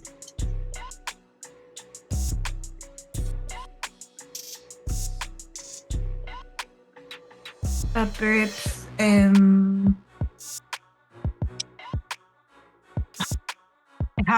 it's 2 stories and then a basement, right? Yeah. Is it possible for you to? Can we see, Dominique? Can we see if they are looking at the windows? Is there any unoccupied rooms outside where perhaps our friend could lift us? Do we have something on the 2nd floor that we could go through a window Let me unnoticed? By climbing a tree? Yeah, I mean, I can grow 20 Kind of feet like Sylvan with did just my to- arms. Yeah, kind of like get where it Sylvan is. did to become. Yeah. Yeah. So you can see that there is a window on the right side of the building where you can come into.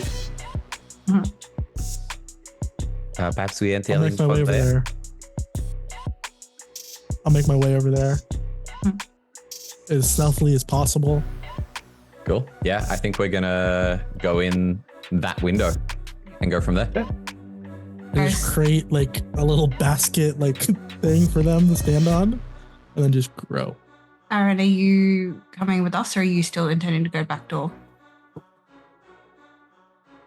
I think I'll go back door. I think it's better that the sneaky boy is on his own. Yeah, he will.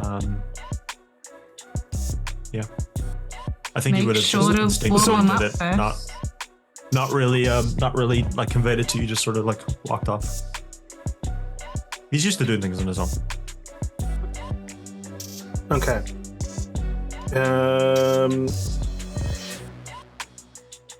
So, Sylvan, are you going to stay on the ground floor, or are you going to go into the window as well? I can go in too. Ooh, easy. Yeah, I just like make like a little basket for them to like stand in, kind of like a lift, and then my legs just start growing Whee! right up to the top so they can climb in, and then afterward I can just scooch on them behind them. So we're in the room.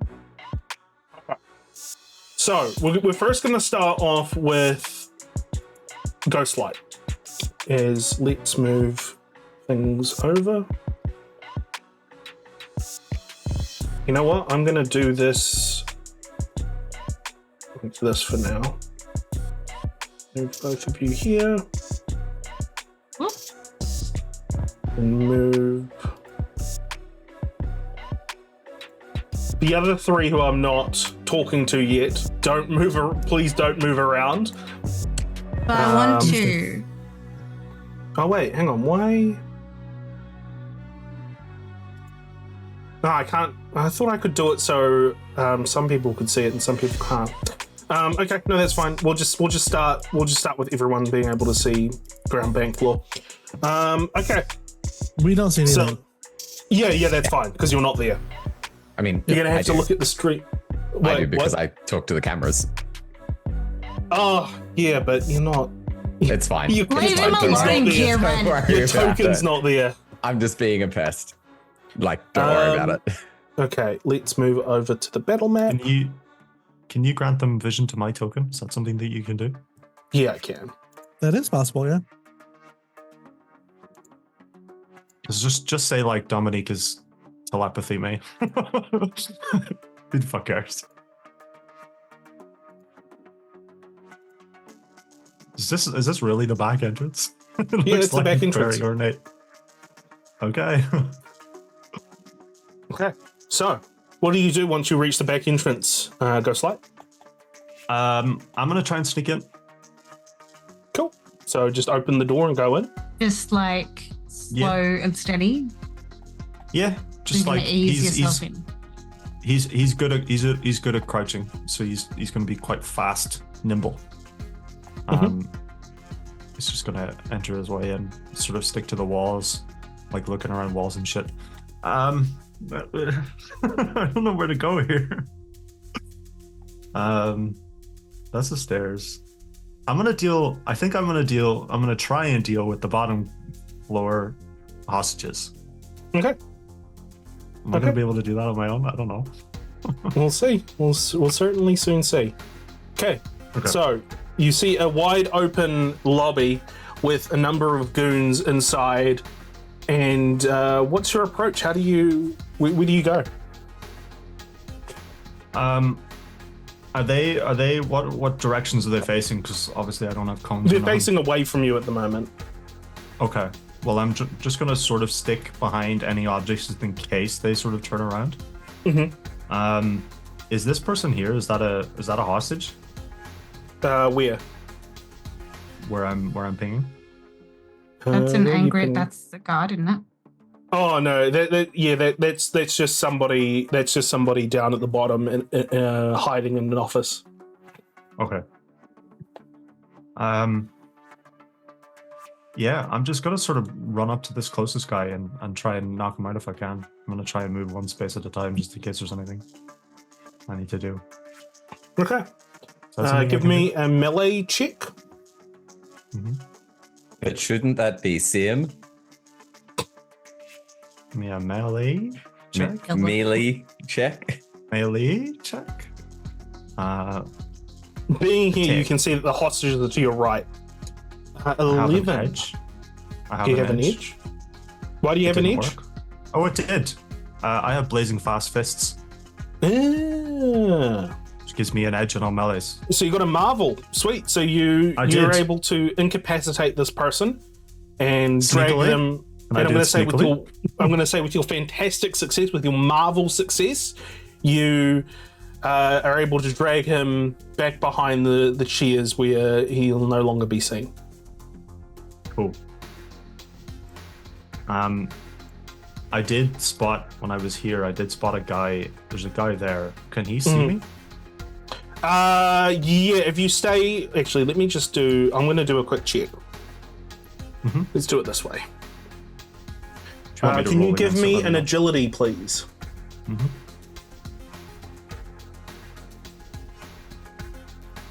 Why did that?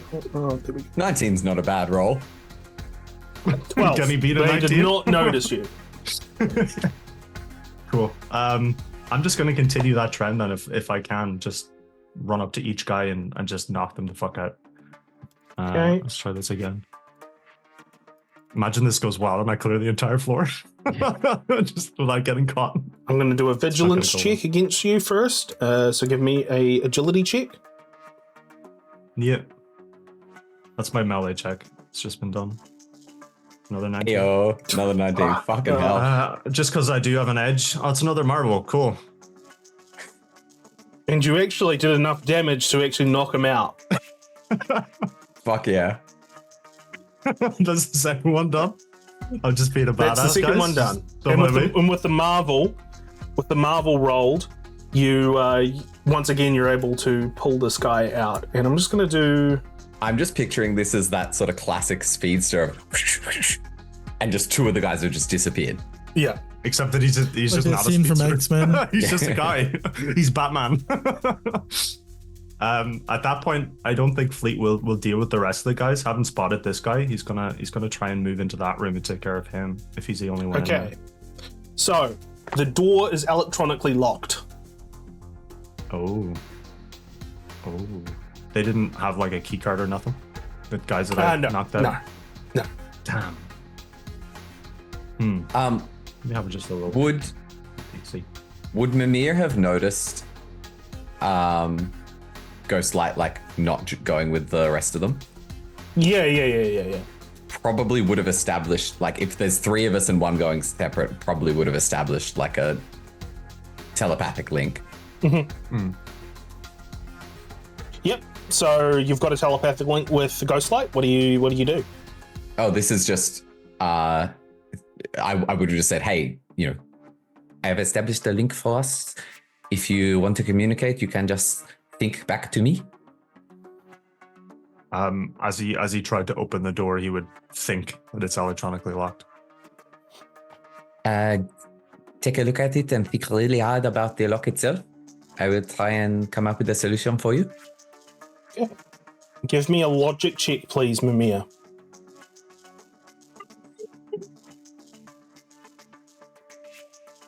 Ten.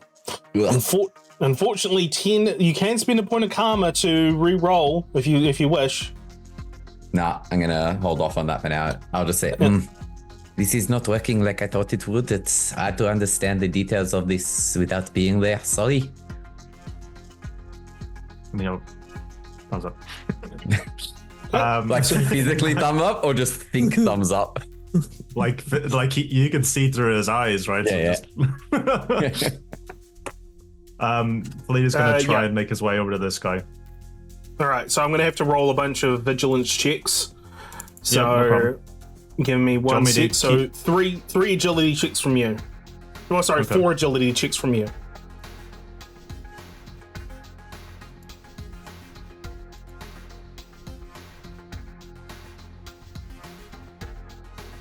We're doing them in order? I don't. Yeah, we'll do them in order. So just look at your ones, and then I'll look at my ones. So just let me know once Okay, you've done well, them all. I'll re-roll that 13 with a karma. I'll try to. That work? I didn't see anything that happened. Yeah. I don't see it. There we go. It's Oh, there we go. 14 now. Ugh. Okay. Gross. So have you rolled all your rolls? Yep. Okay, so first one It is... starts at that 13, which is now a 14. That's Okay. how you want to do it. So that's equal. So ties, I'm going to say go to the player. 13 for the second one. I guess I'll What does- karma reroll that as well. Fuck it. Why not? Yeah. Might as well use it.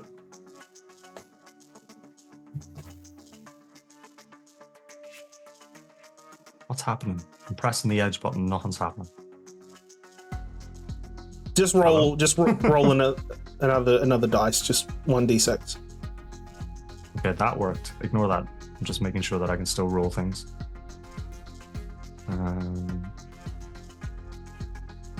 There we go. Worked that time. So it's now a 17.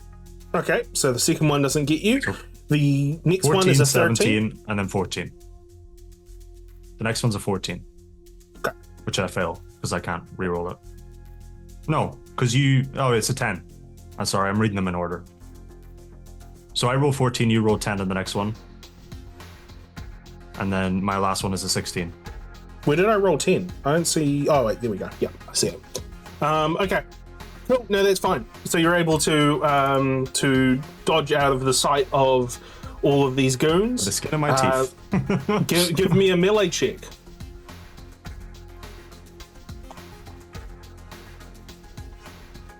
Another fantastic success. That's my third fantastic in a row for melee.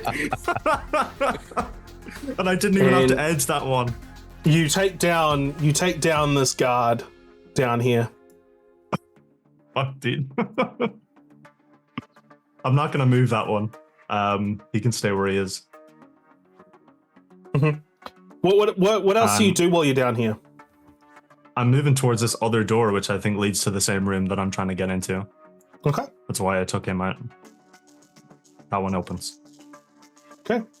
So you look into that room. It's an office. And it's a different room. Yeah. Pointless It endeavor. is an empty office. Fuck.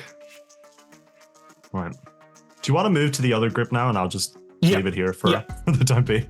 Yeah. So we're gonna move over to the other group, and I'll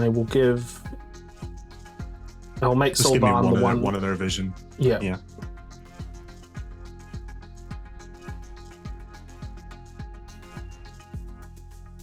Cool. Okay.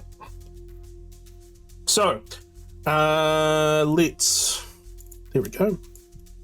The three of you go in through the window on the second floor, and you find yourself in an office of some kind. Where do you go? What do you do? Where is the room with the hostages? Because they do know It based is on is straight across. We have to go straight across there.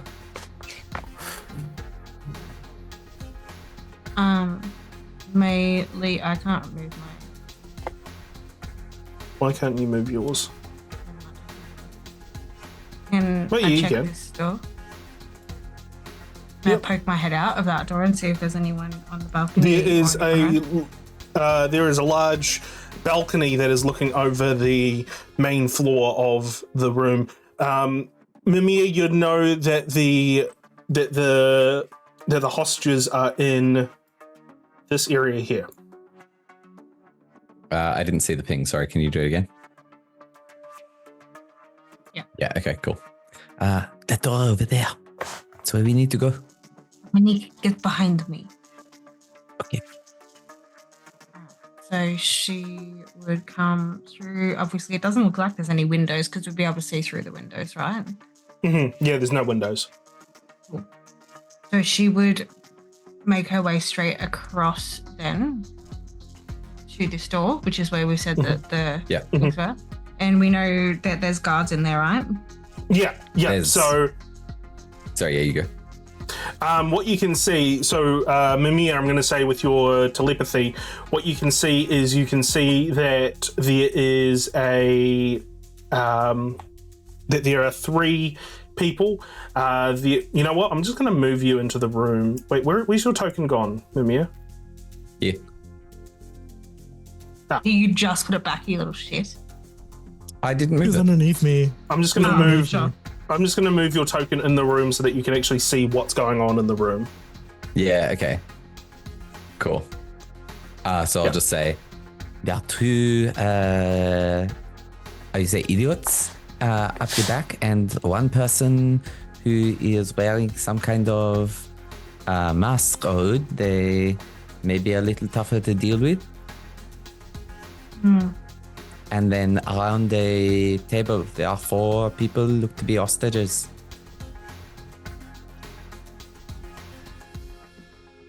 So how do we want to do this? I mean, I feel like we could bust in. The 3 are near the door. So if we go in quickly, we can put ourselves in between them and the hostages. Okay. Do you want to go in first, and Sylvan, and like try to, I guess, knock back away from hostages? Yeah. Where possible. Yeah. I also can do the locking thing from really far away now. Cool. And then Mimir will eyes just kind of glaze over and just start sort of muttering, but you can't really pick up what they're saying, and then shakes their head and sort of looks back and goes, I can also make it so they will not be able to approach the hostages. Perfect. All right, whenever you guys ready, I guess we can bust in. All right. In we go then. Okay. Is it gonna be? Do we need to roll initiative? No, well, not to start off with. We As have you open the supplies, door, right? yeah. As you open the door. Well, actually, are you're going to be attacking straight away? You're not going to allow any kind of attacking. Yeah, you guys going to be attacking straight away? Sorry. I'm going to be establishing. We know about. I'm going to be establishing a telekinetic barrier between the goons and the hostages. Yeah, cool. So when the door busts open, you see this woman turn, and she's like, "Oh, who's this? We have a new collab happening!" And As she's talking, I just punch her immediately from range. yeah. So roll initiative, everyone. Wait, hang on. Before you roll initiative, I need to bring the turn order out. There we go. Can roll now? Yep, can roll now.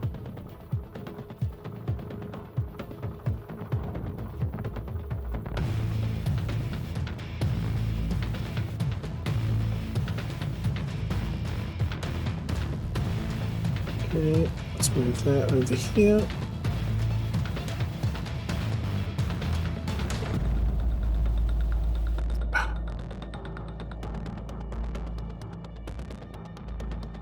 Okay. So let's put that in order. Did anyone get a marvel on their initiative? I don't think so. Nobody got a marvel. Cool. What is your agility, Meili?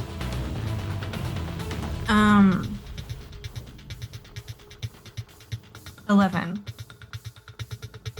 Okay, so Screwball X first. All right. Through what now? Screwball. That's good. All right, so first off, as the door is busted open, Screwball goes and they say, "Oh, look, another collab! Oh, I'm so excited! The viewers will be just going through the roof!" As they rush forward, and well, actually, what they're going to do is they're going to do defense stance. They're gonna do a defense stance. So they're gonna go into defense stance for their turn. Next up is Meili. That's me. Right, so she has gone into that defense dance thing. I'm going to try to go here, basically. And gonna go ahead and bang some heads together. Cool. To both of the goons or to Screwball and one of the goons? Yeah, to the goons. Yeah. Okay. Roll me what you need to roll for that. 13. 13 is enough as they take 11 damage and are taken out immediately. Get an edge, by the way. So I do, don't I? It doesn't matter. You take them both out. Yeah. So just for future. I It's, keep Meili forgetting that I comes have in. that thing. Meili comes in as Screwball, this white-clad villain, goes into a defensive stance. The two goons start to get ready, and as they do, Meili comes in and just bangs both of their heads together, knocking them both out. And then she would look over at the defensive dance happening and be like, the technique is horrible. I do not understand. Who trained you? Mimir. Evil Knievel? Mimir is just sneaking in as surreptitiously as possible, but sort of just still coming up. And then, just going to establish over, I get 2 squares per rank. So 4 squares. 1, 2, 3, 4. And I'll place myself there. There's just a barrier across those 4. Okay. Easily enough done. A barrier forms in the middle of this conference room as Screwball is there. It is now the goons' turn. They are unconscious, so they won't be going. Sylvan, your turn. I'll move up. And so you want to dance? And there's Glock her. Yep.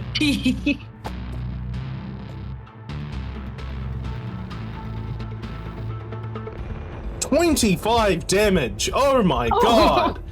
Oh my goodness gracious me. You do clock her very easily. Knocking some of the machinery, and she's like, oh, is the feed still up? Is the live feed still up? Are you still there, viewers? Can we see, just based on Oh that wait, commentary, sorry. is You have trouble. You have trouble because she's in a defensive stance. Sorry, my bad. You've got trouble. Okay. Which one do you want? The 6? I think? The highest one, yes. can we see if there is some camera somewhere? Or There's a camera in her. There's a 16. camera in her helmet. Okay, sure. 16. Yeah. So she's still hit. She's still hit. Is I'm pretty sure she's still hit. Let me just double check. Yeah, she's still hit. Yeah. So there is a camera that is attached to her helmet. And she says, how dare you threaten the stream like this? As she is now going to go. You're streaming this? To like what? Your mom? Is your mom watching? She And is she fucking is going- forward, but Hi, Evil Knievel's mom. And she is going to use Chain Strike. So she's going to use 5 focus. So let me... she's minus. not fucking about.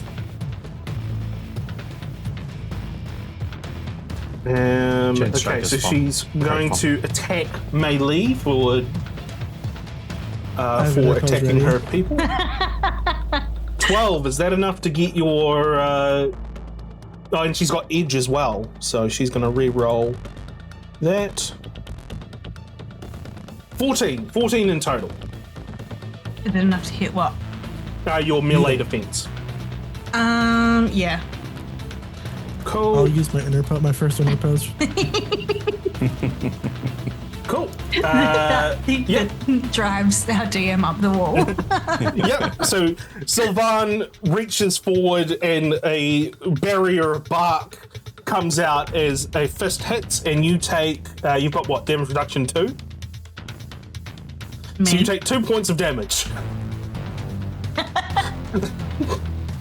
As I just reach out my arm and just block it. No. Meili, it is your turn now. Oh, goodness. After that, and with all the comments about being live streamed, she would take an opportunity to just fix her hair just for a second.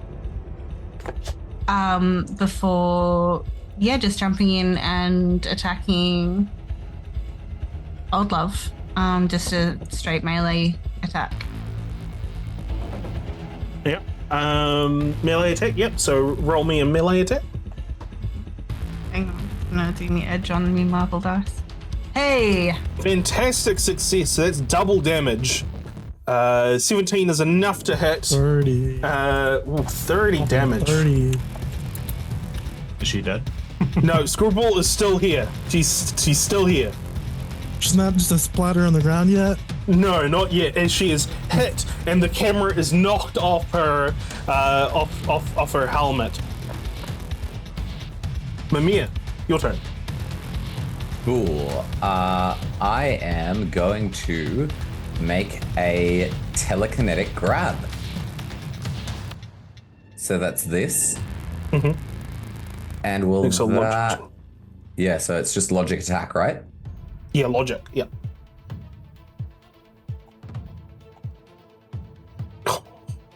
Got a fantastic Marvel. success. Yeah, 16. 16 is enough. So let me Something just wrong with read the what dice it- today. If the attack is a success, the character grabs the target with their mind. On a fantastic success, the target can also be pinned. Breaking free requires a melee check on the number. It says logic attack, but do they take damage? No. So they just restrained. Pinned. They Okay. are grabbed and pinned. Do they not take Yeah. focus damage? No. Let's no, just say they they do. Okay. I thought that's how it worked when you did an attack roll of you one do of the two focus. types. You just take the focus damage. I thought that this one was, it's gonna cost them a melee check against 20 to get out of this, and I can hold this for as long as I have to drop my telekinetic barrier to do this, but now the only way that they can do anything at this point is by rolling 20 on a melee check. Yeah. Cool. So they're grabbed. So that's what you do. You grab them with your mind as we then go to Sylvan's turn. I punch him. Yep. Roll a melee. Let's see how big and chunky this attack is going to be. 17 Little damage. How smaller. do you take Screwball out? Yeah! As she's grabbed, I just like pull off her helmet and then just bash her in the table. Yeah. Just helmet off onto the table. Cool. So that is the end of combat. As you all very quickly took out this group. I'll pick up her little camera and be like, and this feed is over. And like try to click on wherever I can turn it off. Yeah. If that's You just possible. crush it in your hand. We'll just say you crush it in your hand. This stream is now over. Are you alright? Are you all alright? We're here to rescue you. Come on. We can get you out of... Help you downstairs. Can you Thank you so much. So we're talking about a live stream and about how the viewers were going down because we weren't interesting enough, and they might need to kill us to get the viewers up. Okay. Is there a window nearby? Yeah, can you Yeah. get him We'll say out? there's a window nearby. Yeah, so I'll just go up to a window, open it up, and then just kind of recreate that basket and go, all right, get in. Yeah. I'll lower So you they down do- to the floor. They do so, and they exit out of the window towards the police. Now, what else is it that you're going to be doing up here?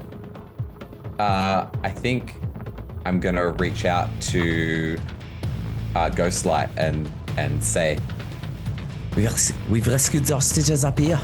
How's things going down there? We're going to cut back to Ghostlight.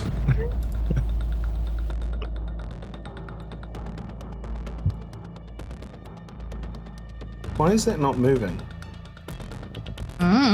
You're the boss. Yeah, but it's not moving for me. Did you move the Maybe radio? you're not the boss. Here we go. Okay, so Ghostlight, you have taken out three guards? What are you doing? I don't know, man. I spent that whole time thinking about it. I was gonna say you just panned to us so that you could think about it. I still don't know. Yeah. we're just too entertaining, Sim. That's the problem. Look, we are pretty entertaining. Can I? You know the way that banks have the little window. Obviously, that's what these things are, right? Can I parkour agility my way through that? Only if you Yes, say give me an parkour. agility check. You do it. Okay, cool. Yeah, some of them are too small to fit through, but some of them 18. are big enough to fit through, maybe. I will say that this will initiate combat. Yeah, that's fine. Why? There's nothing else I can do. Like other than the guy who's literally at the front door, I've cleared the room and I can't progress. I mean, you could ask us to help you from upstairs. I mean, you can see what's happening. That's what you literally just went. You went, what's up? Yeah. But I'm letting you take lead. I'll handle these guys. He'll be fine. And then we'll reconvene. Yeah. Okay. So we will. So you smash through this window with that 18 and break through, and the guards go, "What the hell?" as they look at you, and it is now. We're now doing some combat. Let us get the turn order back up. So here's my question, Chris. Mm-hmm. When is this like just after what's happened upstairs? Yeah. Let's say it's just after what's happened upstairs. So in that case, do you want us to also roll initiative? Yeah. Yeah. Yeah, I was gonna say I would definitely, if there's no one else upstairs, which I think we've discussed there isn't. Yeah. Then yeah, Meili would literally vault over the stair thing and jump down to the bottom. Why is the token not opening? I imagine because we're not on this map. On the map, yeah. No, hang on. I'm just gonna have this music? I feel like Please hold. Can we have some elevator music for technical difficulties, please? Because we're taking the elevator like down just- from upstairs. I've just exited the Shire on the way for an adventure. I'm gonna say it's gonna take a Just turn out for through the hole. you Cool. to get to there. Why is the Magia? I'm gonna have to refresh. This is gonna fuck up some stream stuff. Yeah, there seems to be something wrong with the Technical difficulty, folks. The rolls Please and stuff. stand by. We are Dominions. We value your call. We will be with you as soon as possible. Let's change that. my goal here is to absolutely destroy these three guys before they even get down here.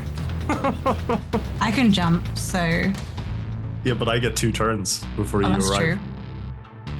Did you get a marble on your initiative with that? I automatically get a marble because of lightning actions. Oh. Yeah. It's pretty huge. It is hidden behind the And you prerequisite get of rank 2 4. attacks on each turn too. Huh? There we go. Yeah. So you get 4 attacks before anything happens. You should easily be able to do that, probably. Okay. Hopefully. So, I need to roll initiative for them, so just give me 1 second to do that. And I'm going to move... why did I close out of that?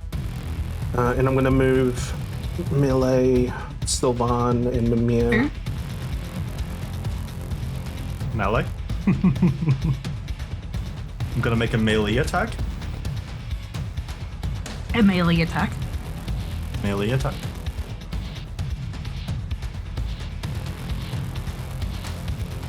Okay. So, it's going to take a round. So roll your initiative, everyone. Again, Again? You haven't rolled your initiative for this combat. I did. It didn't pop up in the thing. Ugh. He also All right, had to reset. Remember? Yeah. Oh, yeah. Cool.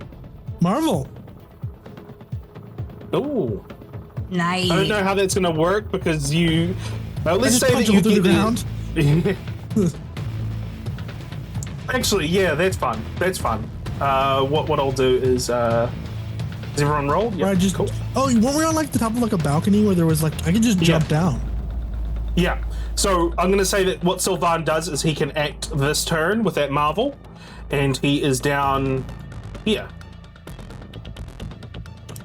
Okay, so first up we got Ghostlight, who's got a bonus round because they got a marvel They got a marvel on their automatic. Yeah, they got an automatic marvel on their initiative roll. So, Ghostlight, go ahead. Gonna punch the guy in front of me as hard as I can. Okay, roll me a melee check. 12. 12 is enough. Didn't do anything. It's fine. Oh, you broke your streak. Yeah. So they take 6 damage. As they're very surprised as this figure smashes through the teller window and punch. Well, let's say you kick them as you smash through the teller window. It is now your turn again. So, yeah, well, I get 2 actions. This is my second action. Yeah. I'm just gonna hit him again in the face. Yep. And I'm gonna edge the left one, I guess. Edge on stream? I don't know if that's allowed. It didn't work. Okay, so you got 12. Still a 12, you're gonna hit you're gonna hit the same one? Same one. Okay. How do you take this guy out? So I flew in, I kicked him, he fell back against the counter, and I just went, I just punched him right in the face. Yep. As he sort of like recoils back up, just like bang. And so now we're in initiative order. I'm move to the next guy. Yep. Roll a melee attack. Meili. Yeah, Amazing. it's not her turn yet. That's a really bad roll. Even with an edge, that's terrible. Wow. 6 is not enough as you try to hit the second one, but he manages to dodge out of the way. It is now Sylvan's turn. Sylvan, as you find yourself down on the bottom floor. Second action, Chris. Oh, yeah, sorry, second action. Yep. That's a better roll. 15. Okay, how do you take the second one out? I sort of like I throw a punch and he like fleet reactions like, and then the second punch goes in the other jab the other way. Just absolutely knocks him out. Yep. Cool. It's the second one taking care of. As well. But then Now it is Sylvan's turn. Yeah, I'll move up to here. And then I have 20-foot range on my melee attacks. Fucking hell.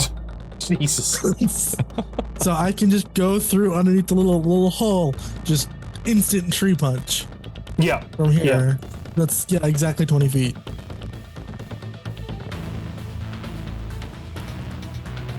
Okay. 17, 13 damage. Eddie, so Ghostlight, what you see is you go up to this next one, getting ready to fight, when suddenly this tree branch just comes in and just shoves them straight into the wall and knocking them out. Hey, he was mine. It is now. I just like sneakily bring my hand back, start whistling. It is now the goon's turn, so there's a few goons that are out here. So one is going to go 1. 2, What about me? I thought I was in front of the goons. 4, 5. You We skipped the spend first our turn. turn getting down. Oh, sure.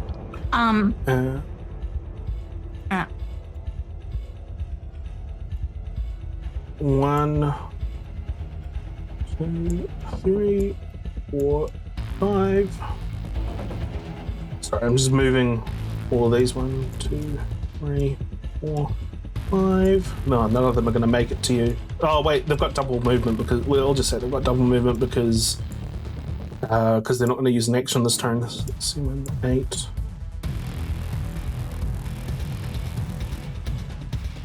9, 10. Oh. You down there.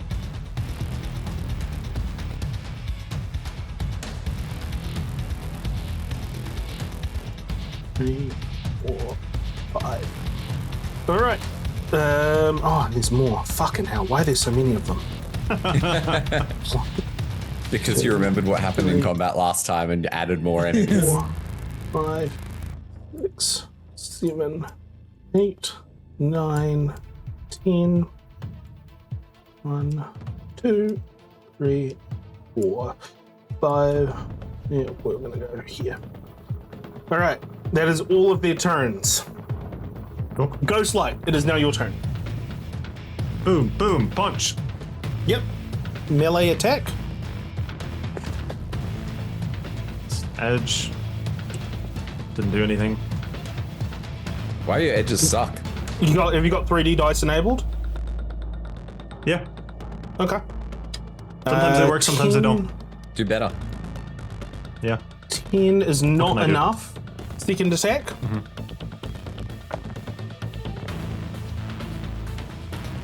That looks better. Much Okay. better. Same How do you situation take as this last next time. guy out?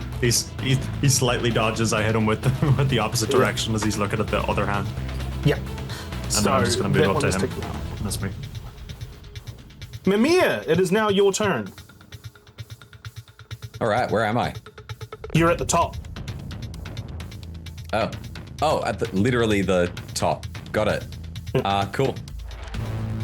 So 1, 2, 3, 4, 5. Okay. Let me take a look at my new skills. Fancy boy. Huh? Fancy boy with his new skills. Yeah.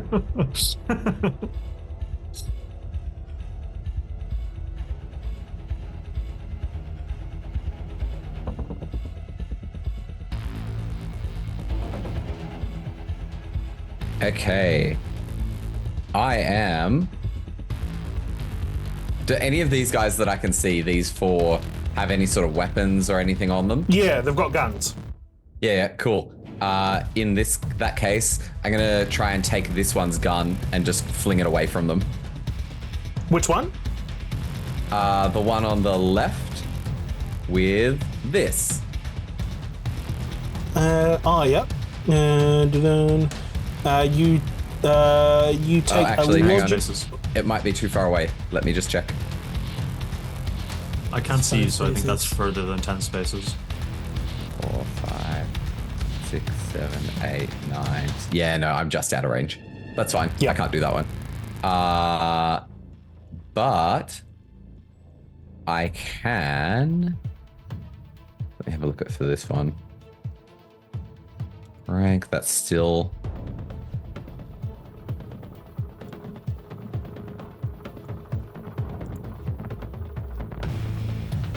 All right, I'm going to try and force a telepathic link with this one because that one doesn't have range and it opens up a fun possibility next round. So, telepathic link is this one. Logic And, check against target's against- vigilance defense. Yes. Fantastic success. All right, you were able to take a telepathic link with this one down, with this guy down here. This one. Yeah. Yep. In fact, you can speak to him for the rest of the day if you'd like. Do you want to put a marker on him so that we Yeah. remember which one it is? Yeah, cool. Let's put that one on. Okay. No, he's got a Cool. mustache. Yeah, the guy with the mustache. Sylvan, your turn. I'm gonna go ahead. I'm in 20 feet. I'm just gonna punch the one right here within 20 feet. of me. Yep.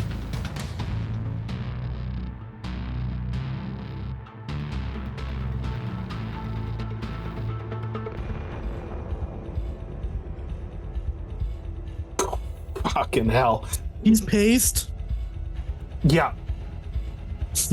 How do you take him out? So you just see, I put my hands together, straight up in the air, and like a big mallet forms, like a Harley Quinn sized mallet forms. It's 20 feet long, and I just Cool. bonk him straight into the ground. I will then move a little bit. I have 6 movement actually because I'm big now. So I will move. I'll move here. And then my turn. Okay. Meili, it is your Hey. turn. You're at the top.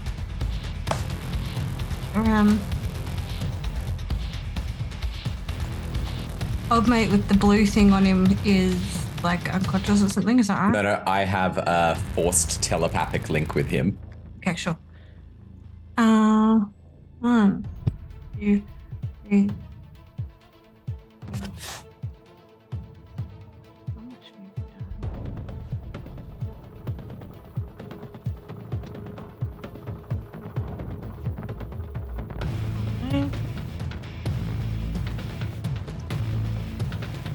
Great deal that I can do because obviously I'm so far away. So I think I'm just going to double your movement. Yeah, and I was take going a- to say I'm take a going to double continue movement. to approach.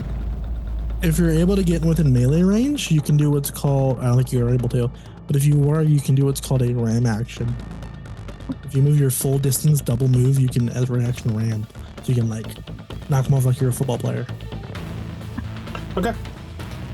It is now their turn.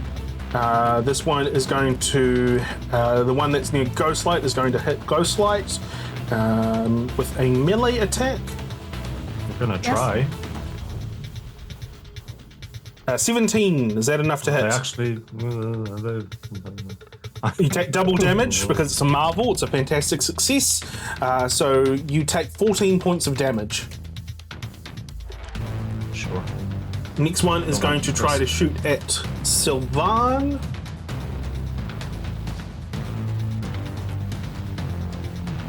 $15. That hits. You take 1 point of damage because of the damage reduction.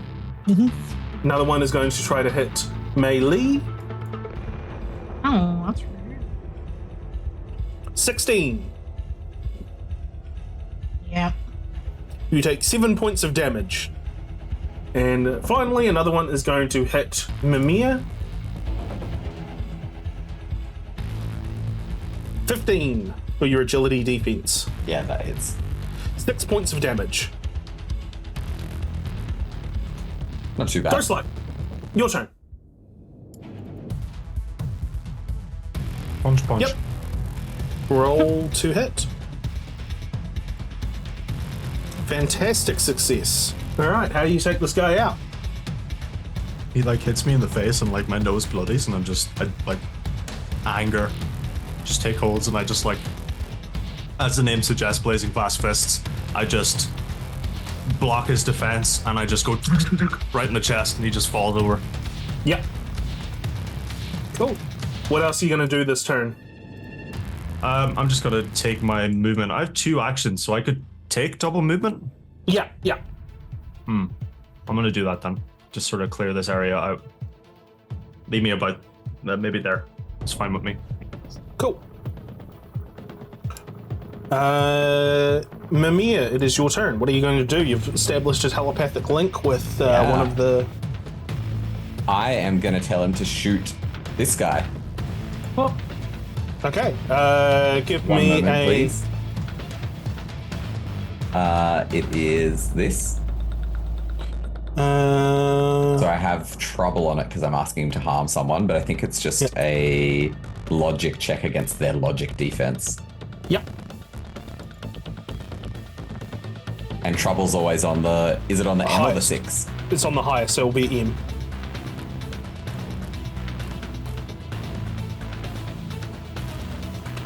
$14 is definitely enough. As on their 18. turn, they...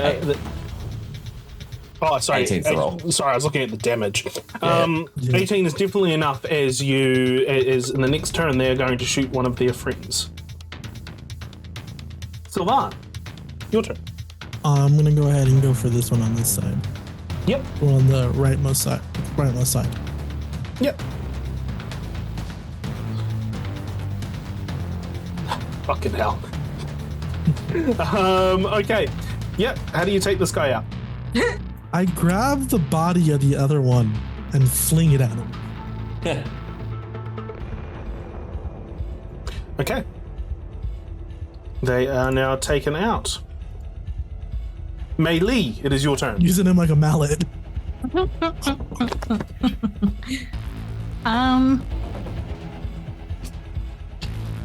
If I attack the one with the telepathic link, that would give them trouble on shooting their friend, right?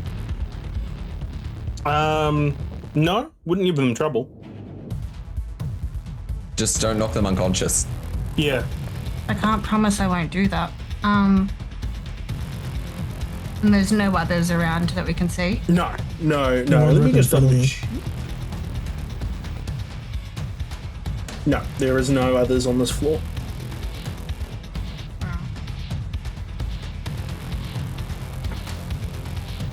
Just do it.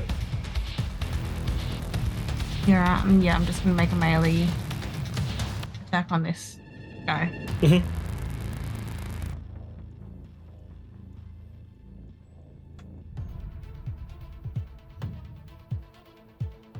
Okay, how do you take this guy out? I told you. She would approach and would go like hands on head and knee him in the face, like pull his face into a knee. Yeah. Cool. So it's just the Marcelo. one left. I was using him. Communication. Dominique. There's just the one left, and they're going to shoot at Meili. 8 will not be enough, as they are very rattled at this stage after all of their friends have been Currently holding a knocked out one like it's a little trophy, getting ready to swing at him with it. Ghostlight. It is your turn. I'm gonna ask you to level with me here. There's like a release on this door now that I'm Yeah, there is. Yeah, there is. Cool. There's We're a just bar. phasing through it. Aaron spends the rest of the session trying to find a key card inside that area. I'm gonna open that up. I can't actually open it because it's locked. Oh yeah.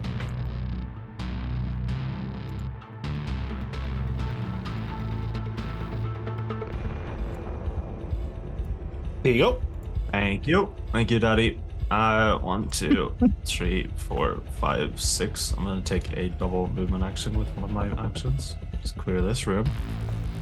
That's another 4, 5, 6. Open that door. Doesn't look like there's anybody in there.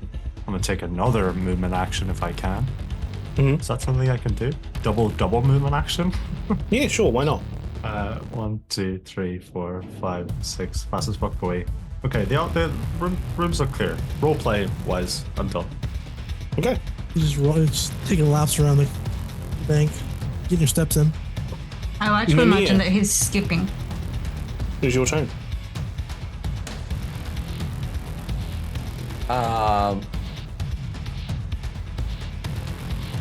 think I'm just going to.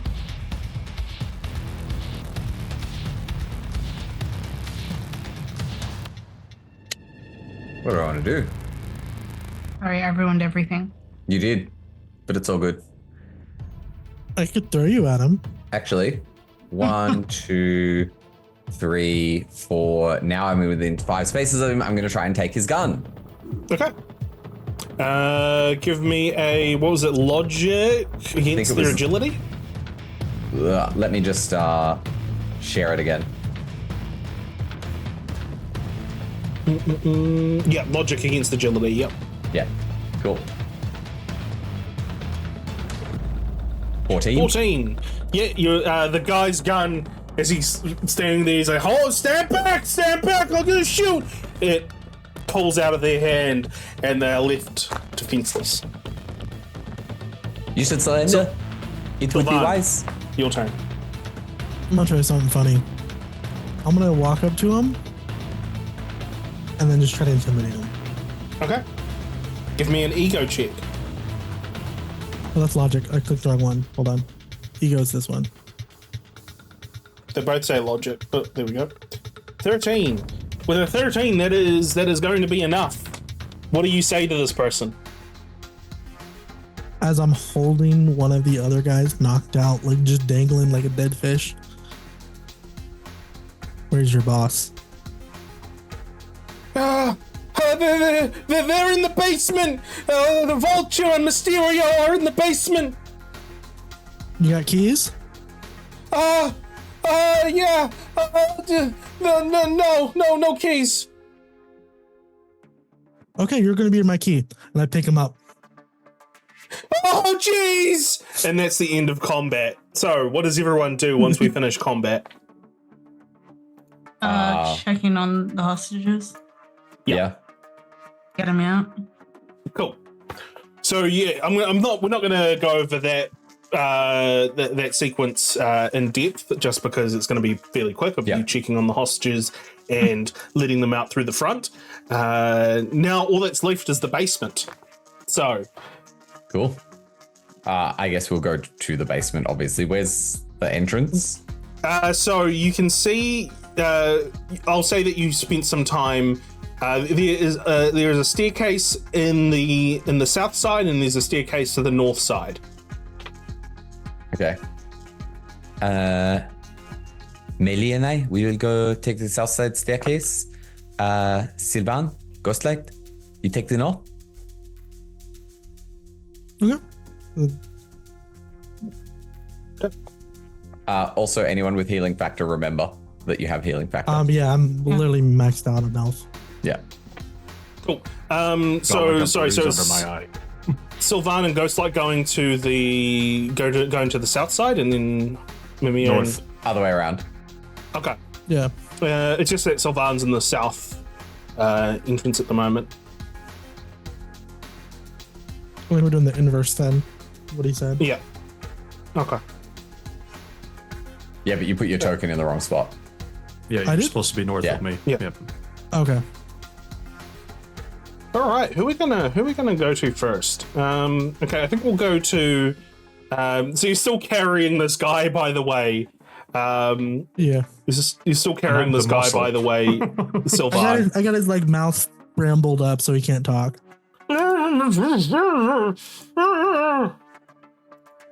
Let me just organize a few things here. And what I want to do as soon as I get in there, I just want to throw him. Just like a softball. Don't have to hit anybody. Just throw him in there just for dramatic effect. Okay.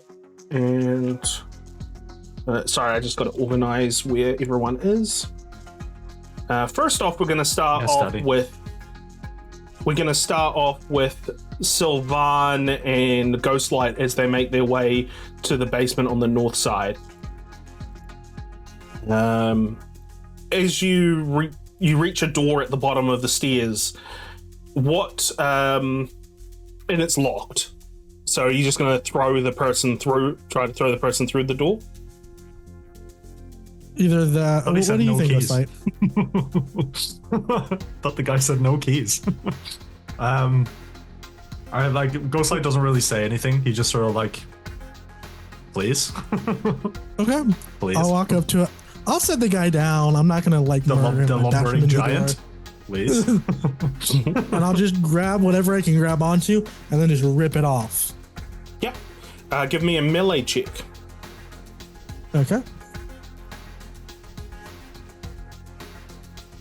Can I use a karma to reroll the 1 with edge? Yeah. I feel like a 17's enough. I know. Okay, 20. 20 is definitely enough as you rip this door off its hinges, opening it, revealing a group of goons who are loading stuff into a truck in the back. And they Now I grab turn. my key. Yeah, and then throw it Grab my at them. key. Yeah, to throw him. Throw. Yeah. I guess you could throw the door too. That makes more sense. Okay, so you grab the door and you throw the door at which one? Both of them? Well, which one? The first one. The first one. Cool. One So closest just to roll me. me a melee attack. Sorry, it would be an agility attack, right? Yeah, agility because it's ranged. Okay, Yeah. I can do agility. I'm not very good at it. I'll probably miss, but I'll do agility. I thought that your melee range was heaps out. Yeah. The first one, door, because the second one the is a guy mistake. manages to jump out of the way as the door skids across the room. You hear one of them yell, "Boss, we got company! We got company!" as I'll get you both to roll. I'll get you both to roll initiative. Wait, sorry. I need to bring the turn order up. That is a 14. Everyone's Okay. getting 14. There we go.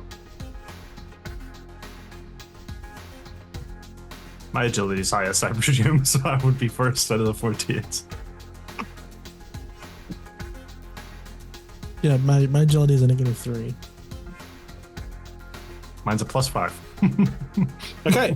Before we go into that, before we go into everything, we are going to emotional. cut over to Meili and Mimir as you reach the bottom and the door is unlocked.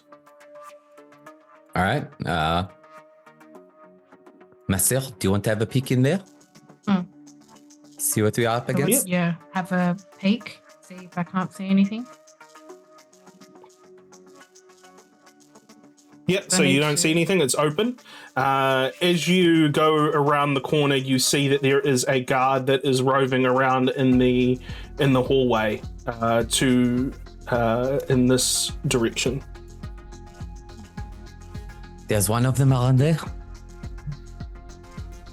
Come on, take him out. What are you waiting for, sister? Henri would just give Dominique like the filthiest look. You are so good at this, though. And then she would do as she was told and approach old mate Hope, ideally timing it for when he was behind, like from behind, and grab him to choke him out, basically. Yeah, give me an agility check just to see if you are able to beat his vigilance. I have to. Yes. 13. 13 is not enough. As we are going, as the guy notices you, but what I'm going to say is you've got one chance here to knock him out. So give me a melee attack.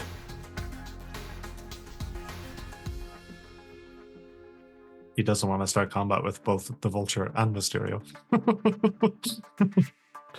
All right, and you are able. You hit into the guy, not sorry. enough to knock him out, unfortunately. So, what we're going to do is we are going to go into. We're going to get you both to roll initiative.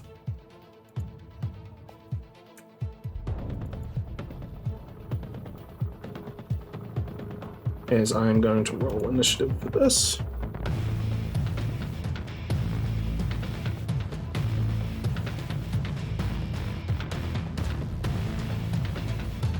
Okay. A lot of 14s.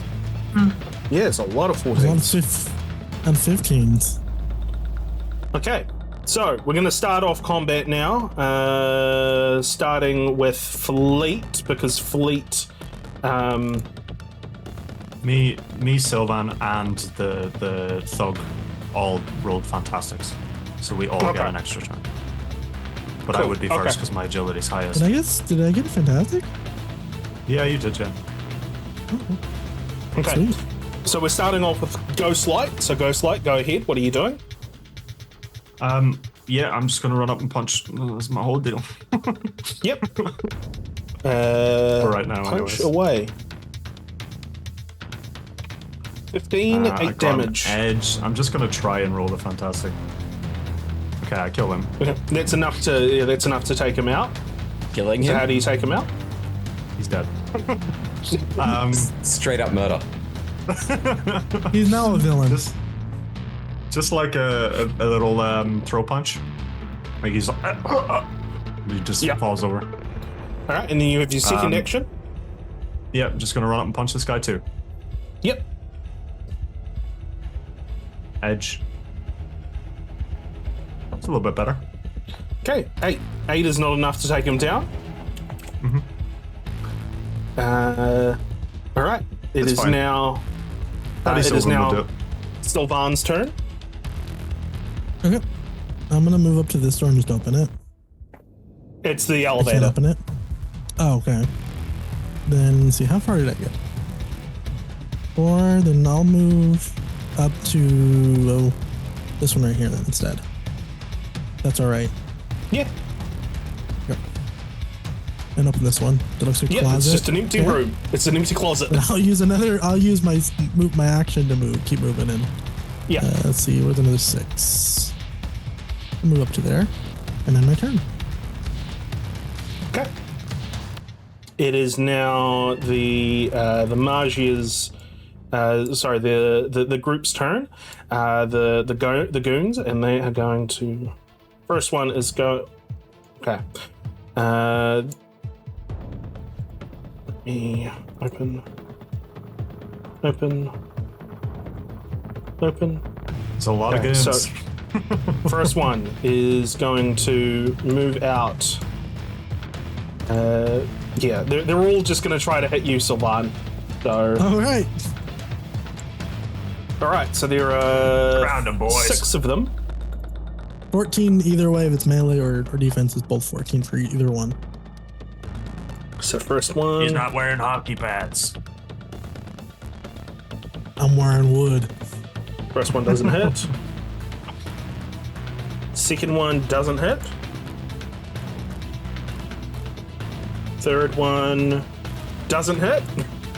Nice. Fourth one doesn't hit. Doesn't hit. Nice. And if it Fifth did, I'll do one. 1 damage. Does hit. That's it. And you take 1 damage. He gets as a- really happy about it, and then he just like chips off like a little splinter of wood. Yeah. And then 6-1, the final one is not gonna hit. I feel like a whole bunch of them have just come up and just started wailing on him, hitting him, but it just doesn't do anything. And then this one guy catches like a piece of bark that tears a little. yeah, that's pretty much exactly what happened. No, it's not a little moss. It's just like a little moss. And we're going to move over to the combat down here, as this goon is going to try to attack. Meili. Melee? Yeah, a melee attack. A melee attack on melee? No, a melee attack on melee. Why did that not roll? Oh. There we go. 14. You said the 14 same enough thing. to hit your melee defense. It's 14 enough to hit your You have melee to fight the defense. vulture, man. Oh, gross. Yes. Okay, you take 7 points of damage. And these ones, I'm he yelled really out. curious what your stats are. He yells out, "Boss, we got company down here!" Very similar to the one up there. And so some other goons are going to pile out. So 1, 2, 3, 4, 5, 6, 7, 8, 9, 10. And I'll put them all around the same place. And they can't see you, so they're not going to shoot. And that is the bonus round. We're done with the bonus round. Hey. All right, now Did we're you going to roll move for the one on me? Oh yeah, true. You're not gonna hit, but They're going to do a melee attack. This is all his karma just to make sure. yeah, 12. He didn't hit. He didn't hit. Yeah, even though it's fantastic, that is depressing. You tell me. All right, so it is now.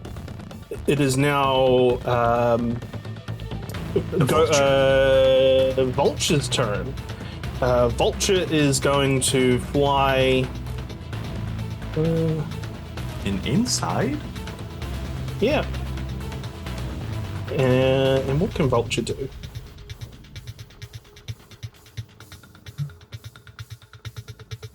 Nothing. Yeah, he has one ability. It's called Peace and Love. Okay. Concealing So the money from Vulture is banks. going to try to grab Sylvan with their talons. And they're going to make, so they take 5 focus off. And they take, actually I'll do it this way. Well, This is the problem with both of you being in different maps. I need to remember to move things around. Okay. Are we in different maps? Different Well, parts two of the map. different areas. All right. -5. That's a huge map. It is a big map. Okay, so they make a close attack. If it is a success, the enemy takes regular damage and is grabbed. So, let's see if this works. That should be what, a 15? 14. Not enough. As they try to grab you, but they just grab bark and with their talons. Because I took big, it makes my defenses one more, so it's 14. Meili, it is now your turn. That's me. I'm gonna try and get old bot again. Mhm. Take him out. Cross. 15, that is enough. How do you take this guy out? Oh, sorry, I just rolled thing because I have it. But anyway, yeah, just like after he yells, it would be the really comical like yank, like you know how there's like the cane around your neck as you get yanked behind the curtain on stage. It'd be kind of like that, but just her arm around his neck, and she'd take him down and be like, shh. And yeah, leave him kind of propped against the wall unconscious. Yep. Where she is before kind of peeking around to have a look. Yep, and so what you see when you, so you take this guy out, what you see when you take a look, I'm just going to move you here, is you see that there are 5 people ready to fight. Yep, good. She would, and I don't know, I haven't had a movement or anything like that, so would it be beyond reason to hold up a hand with 5 fingers to Mimir so that they can see as well? Make it clear that there's 5 people there. Yep. Yeah, cool. You get that? Okay. So is that all you're doing? Yeah. Cool. Ghostlight, it is now your turn.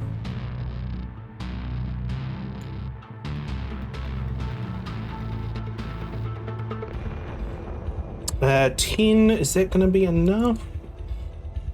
11? 11. 11's definitely enough. So they take 8 damage. Have they taken damage so far? They have. How do you take this guy out? Just like a roundhouse kick. Yep. It's like a proper one. Then with my second action, I'm gonna move 1, 2, 3, 4, 5, 6. Take a double movement. 1, 2, 3, 4, 5, 6. So you go into that room and you see that the vulture is hovering over and is focused on Sylvan. And speaking of, it is now Sylvan's turn. Is he hovering or is he standing? He's hovering. As like he went to go like pin me with his talons, I just look at him at eye level because I'm as big as the Hulk. I have the big tag, and then look right in the eyes. Goes that tickled bird boy, and then just reach out to just to mess him up.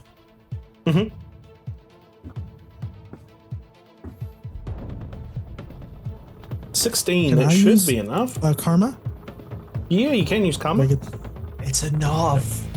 It's enough. I'm just you can't get the edge. Okay. It did go up a little more damage. Yeah. So you swipe at the vulture as the vulture is hovering, and you manage to hit the vulture as he takes 21 points of damage. It is now the goons go, as they are going to they're going to shoot at Sylvan. I'm going to say 3 are going to shoot at Sylvan, 3 are going to shoot at Ghostlight. 13 is not enough. 15 is enough. And you take. I can use a reaction to do slow motion dodge. That's not to you, Ghostlight. This is to Sylvan. Oh, you just said Ghostlight. Oh, sorry, my bad. Yeah, this was to Sylvan. You take 2 points of damage because it was a marvel. Yep. Last one on Sylvan. 14 will be enough, and you take 1 point of damage. Next one is going to shoot at you, Ghostlight. This is actually you now, Ghostlight. Thank you. 11 is not going to be enough. 9 is not going to be enough. Nope. This is fucking And none of them are able to hit you. Now we're going to move down to the group down here. And all 5 are going to shoot at Meili. That tracks. 17, that hits. Yeah. Oof. Takes double damage, 14 damage. Second one. That is a 12. I'm assuming that doesn't hit. Next one. That is a 16. Take 6 points of damage. Next one. How many have I done so far? That one doesn't hit. I have done... We have one more. One more. Okay. 12, that won't be enough to hit, I'm assuming. So that is all of their goes. It is now Mysterio's turn. And Mysterio is going to go 1, 2, 3, 4, 5, 6.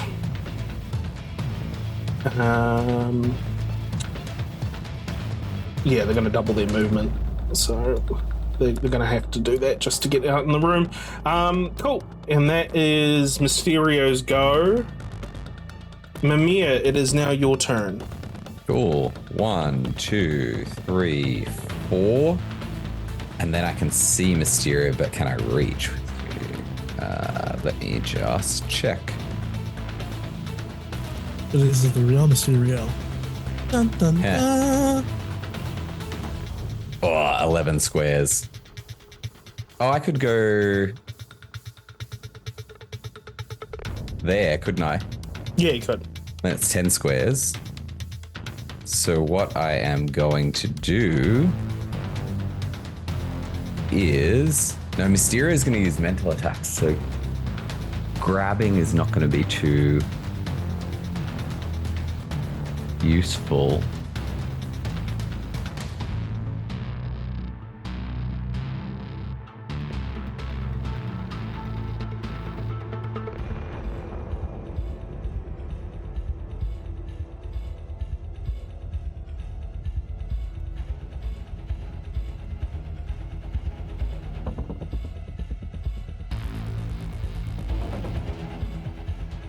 Telepathic link? Yeah, I think I'm going to try and force the telepathic link. See if I can command Mysterio. Okay, roll me a logic against their vigilance. The telepathic link has been formed. Nice. All right, cool. That's an action, so I am gonna... That's my turn. Cool. It is now the Vulture's turn. And the Vulture is going to try to do the same thing that they did with Sylvan, but to Ghostlight. Sure. 17 in a Marvel. Does that... This is it. It's double damage as well, so you take 40 points of damage as you are grabbed by the Vulture. Good job I took resilience last rank, otherwise I'd be dead. Did. So you are grabbed at the moment by the Vulture. You can spend a reaction to try to break out of the grab. I'll help him with this. I'll use one of my reactions to try to help teammate. Yeah. Yeah, I'll use a reaction to try and escape, yeah. Yep. So that is going to be a contested roll against Vulture's melee to your melee to your melee Ghostlight. So let's just roll that like now. an attack or a roll? Just a roll. And they rolled pretty poorly, so Yeah, I rolled slightly better. yeah. By one. Don't need my help. Don't even need my help. So you're able to shake off out of the talons as your hoodie rips, as the talons have broken into your hoodie. Can I use my second reaction to wisecrack on him? Yeah, sure. Just like absolutely steal the comment that Sylvan made. Get off me, bird boy! Yeah. Time to What do you need pluck to roll your for that again? feathers. It's an ego It's just an ego. It's an ego attack. against the vigilance, right? It just says make an ego attack. I'm not sure. So I think I it's think against it's the against their ego ego defense, yeah. as well. Yeah. I'm assuming he doesn't Fantastic. have 23. So he's stunned for a turn, Fuck and he me. has 46 focus damage. Oh. If he reaches That really- zero, then that he's really cut him demoralized deep. as well. That He really is cut him deep. demoralized. And it's a 616. Just point out, it's a 616. Wild. Oh, that's a. Oh no, I don't know if that's a thing anymore in this version. Isn't that an ultimate fantastic success? Yeah, it's an ultimate fantastic success. So, What does that even mean? It means it's ultimate turn. What does it mean? I think it I'm means we gonna all level say- up mid-combat. I'm going to say so, too. everyone has edge. I'm going to say attacks against Vulture have edge for this turn. That's what you get for the because he's so demoralized from So from demoralized that. because I'm bird boy by 2 people. Yeah. He's just like, I thought my costume was cool. Yeah. Yeah. If you ever get an ultimate fantastic success, no matter what, you succeed Yeah, okay. as well. He just fucking retorts back. Especially a vulture.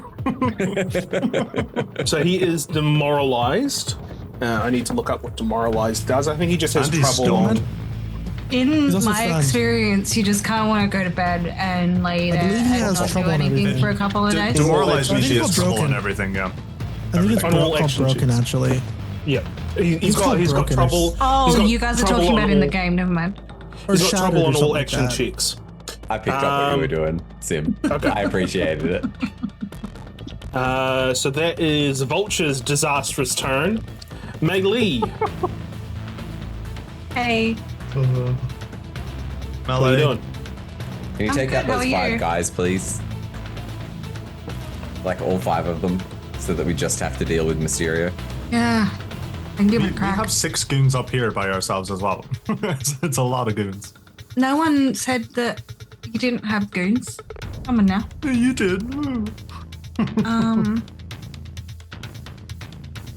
Right, 1, 2, 3, 4, 5. I think I can only reach one. Yeah, I can only reach one of them in melee range. Is that right? I can't reach. Cool. Yes, I'm just gonna attack him, but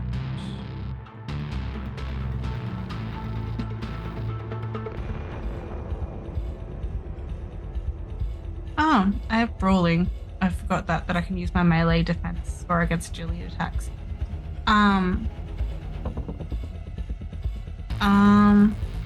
Yeah, I'm just gonna I'm gonna gay melee attack him. Okay. 12 just is didn't enough. listen. How do you take this guy out? I would probably like shoulder barge into the wall. To knock his head against the wall, knock him unconscious. She's going for efficiency at the moment as much as humanly possible. Okay. Ghostlight, it is your turn.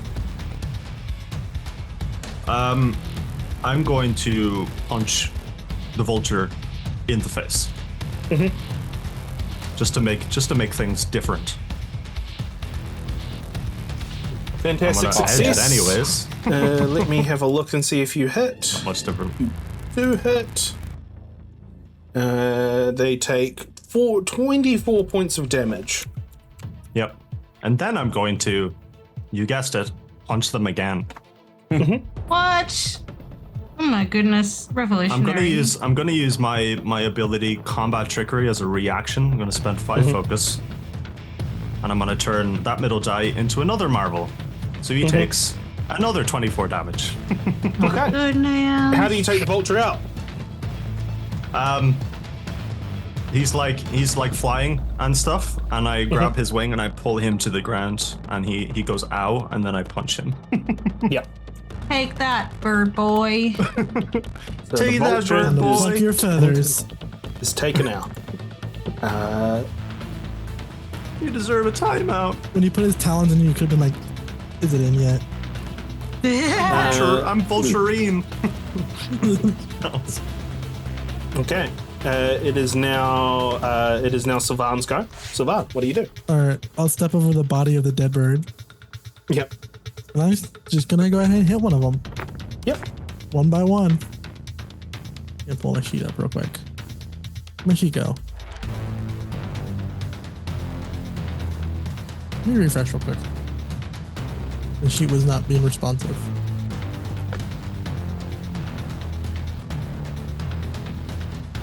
There it is. This reminds me of Electro's theme. All right, you take this guy out with ease. I'm pretty sure you kill him. 58 damage. Twice, probably like 3 times at least. I'm just trying okay. to a thin, mostly red paste. It is now their go. They see that their boss, the vulture, has been defeated. They are going to run and get the fuck out of here.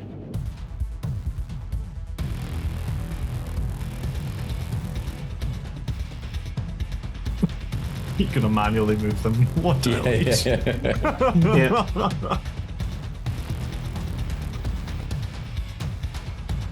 Oh my god, he's learning. He moves one and then he moves them all. First one was to measure how far they would get. Yeah. Yeah. You could just use a ruler, but yeah. Okay. So that is their movement. It is now Mysterio's turn. And what Mysterio is going to do, they are going to... Let me just have a look at what this does.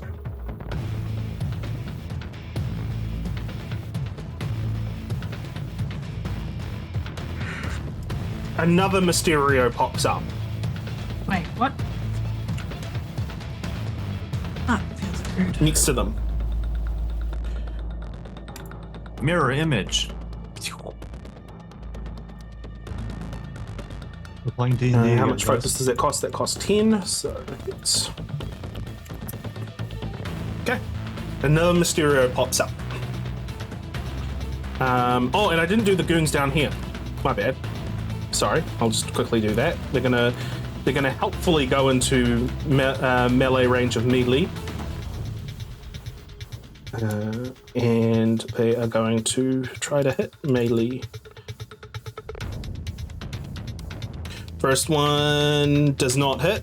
Second one does hit? Question mark? Does it get your melee range? Your melee defense?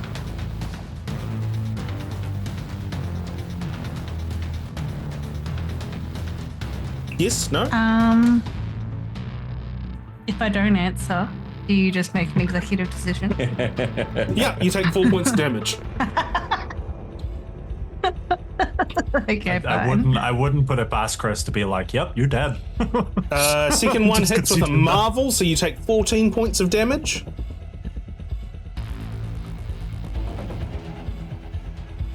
How many are there? So that's the 3 that did the melee attacks, and one is going to do a shooting. 11 will not be enough to get your agility defense, I don't think. So you do not take the next lot of damage. Okay, so it is now Mimir's turn. Mimir, you've got a telepathic link with one of the Mysterios. What do you do? I'm going to tell him to scream and tell his men to run. Okay. To scream in terror and tell his men to run. Give me a logic check.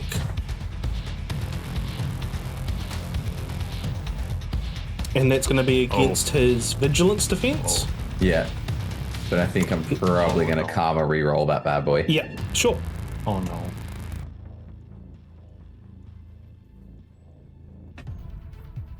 That's better. Hey. That's much better. Okay. My heart. Suddenly, Mysterio screeches and tells them, "Run away! Run away!" And the Magia goons will then run in the next turn. Cool. And then I'm just gonna duck back. If that's been successful, they're probably not gonna shoot at me, so I'll stay where I am. Cool. Vulture's turn. Vulture is down. Meili, it is now your turn. You've got a whole bunch of bodies that have made their way towards you. Bunch of bodies, yeah, but I know that old mates told them to run, and that, as far as we can tell, that's going to be successful. Yeah. Yeah. So I'm going to try and go through them to the Mysterios. I'm going to try and bang the Mysterios' heads together. Hey ho. Yep. Give me a melee attack. Meili. Meili. May we. Messi. Yeah, cool. Baguette. Oui. 13. That will be enough as the illusion is broken as one of the duplicates disappears. And they take Mysterio. 11 points of damage. Hey Sim, Yeah. are you re-rolling the middle one every time because you want to get a fantastic success? Yeah. Okay, cool. It is now Ghostlight's turn. Ghostlight, what do you do? 1, 2, Pick up my shoe. 4. There's nothing here. We're done. No, there's nothing there. I'm aware. I stand and I have a nice chat with Patrick. Yeah, my little fanny pack out, ready in my action. There's nothing here. Yep. Sylvan, your turn. I'm gonna use a karma point to heal him up. I'm So I'll hurt. go ahead and I'll roll that logic. Just like bleeding all over. Well, my little 17, fanny so- pack. You take 17 points of health back. Ghostlight. So are you just gonna 43. let? Are you just gonna let these Magia goons escape? I mean, No, yeah. no. Okay. I mean, I they, am. what were they gonna run out to? The police? Yeah, true. I mean, yeah. But no, Okay. I do have an idea for that. I'm gonna go ahead and go 6 spaces right here. And give him one of these. You're very naughty. Give me. Bad. So what? Are you intimidating them to stay in place? I don't have an action, but so let's be up. I already used my action to heal him. I'm It's just gonna roleplay allow it. flavor. I'm gonna allow it. So give me an ego Okay. check. I'm very good at those. Let's do this. 6. They're not 6 is impressed not with going to my be little... enough. 6 is not going to be enough as they're too intimidated No. They're going to stay in the combat to because of that to listen to you. pathetic display. It is now their turn. They are going to.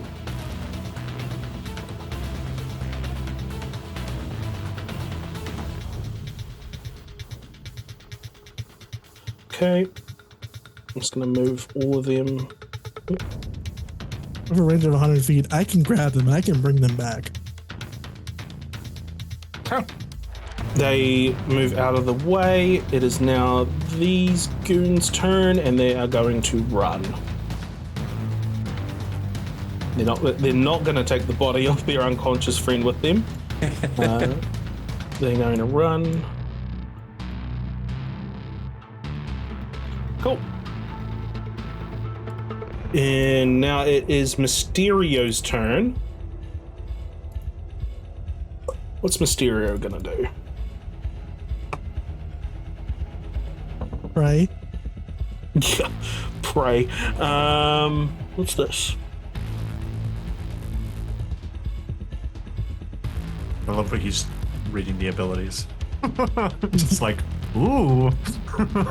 Yeah, it's fun. Yeah, absolutely. It's a new toy to play with.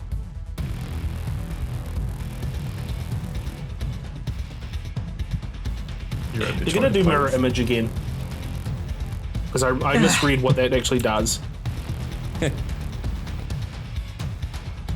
This time, they're gonna do it correctly. Yeah. And they create an illusion where the a puff of smoke happens as another Mysterio appears again, and let me just read what that does. Okay. 2, 3, 4, 5, 6, 7, 8, 9, 10. Okay. So so two Mysterios appear. 1, 2, 3, 4, 5, 6, 5. Okay. Right. So that is Mysterio. That's what Mysterio does: is creates a duplicate and then begins to run away. Which Mimir. Mysterio do I have a telepathic link with? You have a telepathic link with the one that is down here. Okay. I am going to. Hang on. Let me just see if I need. No, I need concentration on that. And so telekinetic grab also requires concentration. I assume I can only concentrate on one thing at a time. No, you can concentrate on as many things as you've got a rank, and I'm pretty sure it's something like that. Yes. Concentration. The character can concentrate on one separate power for each rank. Okay, cool, fantastic. In that case, I'll keep my telepathic link, and I will do a telekinetic grab to try and hold them in place. Okay. You're able to do so with that 19. Easily able to do so. And we so they're grabbed and pinned and pinned now. They're grabbed and pinned, so that is your turn. It is now Meili's turn. Meili, what are you doing? Going after the one closest to me. Okay. Might try and use crushing grip. Ooh. Mm-hmm.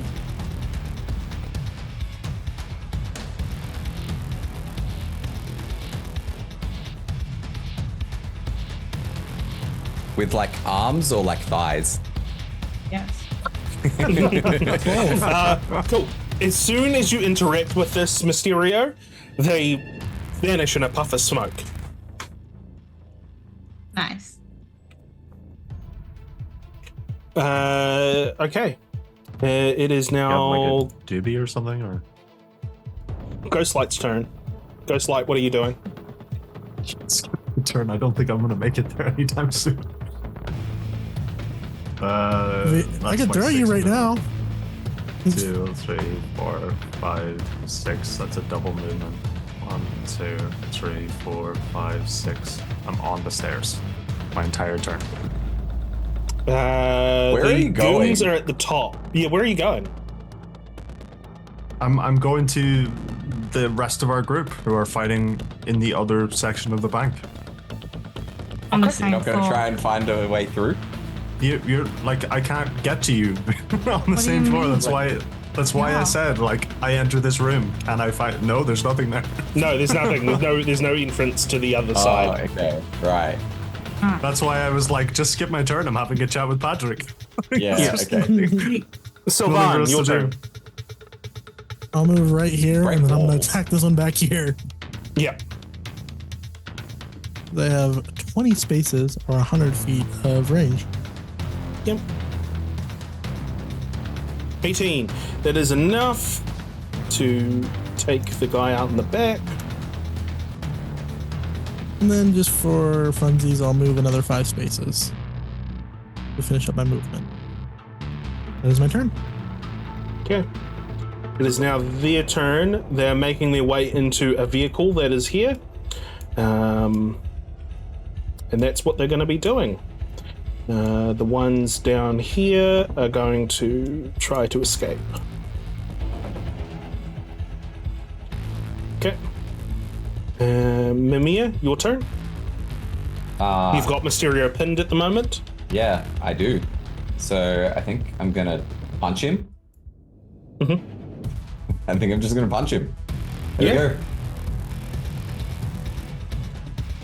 Gonna say you have edge on this.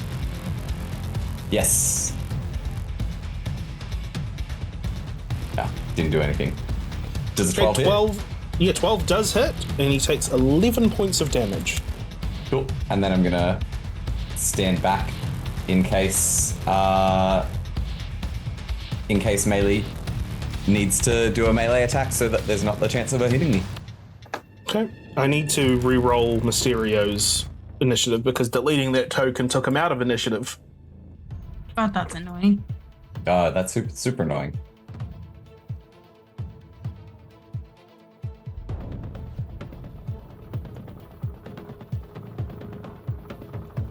Okay.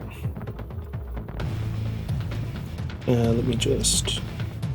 Sending... Okay. Meili, it is your turn. Sure is. And after seeing her sibling try to hit this guy and kind of cringing at the lack of form, Meili is going to 1, 2, 3, 4, 5, and she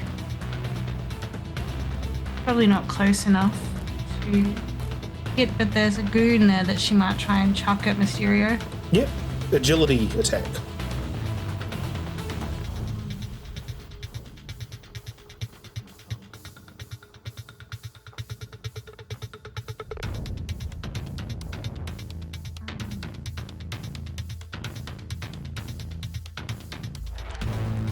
Yep.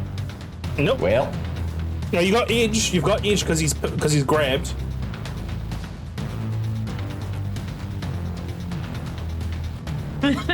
No, still not enough. that? Yeah, you throw a body and a body just goes across the room. Why near did you just Mysterio. call him? I was distracted by your lack of ability to hit him. I'm not the one who hits things. You're so far away. I had to do your job. It is now the Magia's turn, and they are going to jump in the car, and they're going to spend the turn starting the car. So they're in a vehicle Okay. right now. I have an idea for that. Sylvan, your turn. Okay, so I have a power. The description says this character can lift a bus. Yep. I have 100 feet range. Yep. I just pick it up. Yep. So the car starts, and suddenly, the guy's like, "Come on, let's move it! Hey, pedal to the metal!"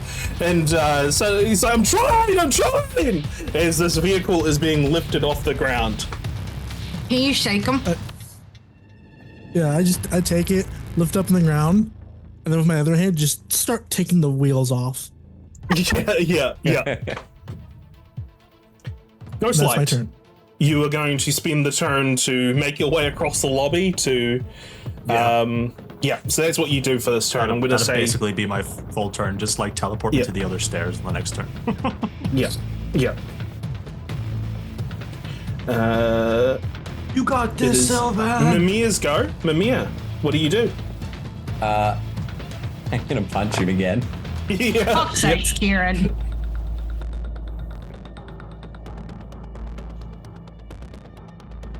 How do you take Oh my Mysterio out? god. And I have edge. Yeah. Yeah, it's the same. So I'll go So how should I punch better? From his shoulder. From the shoulder? Like this?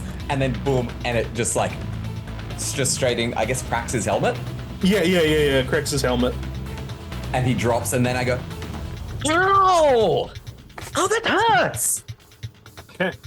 At Yes. this point, I'm going to say, Ghostlight, you see a group of goons make their way out the front to where they're confronted by the police officers and then arrested. And I'm going to say combat is over.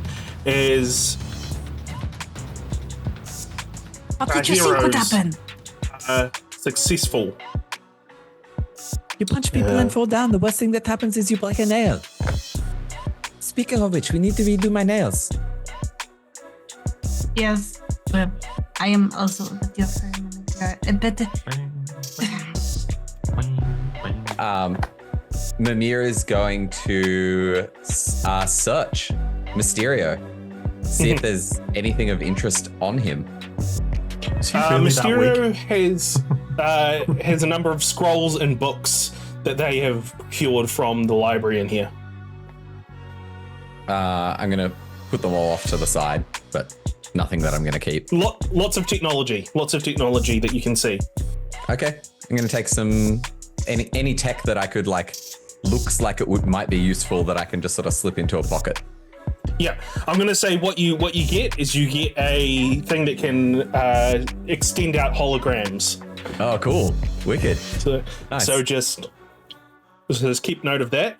I'm going to say at this point, everyone's arrested. The hostages are saved. Heroes have saved the day.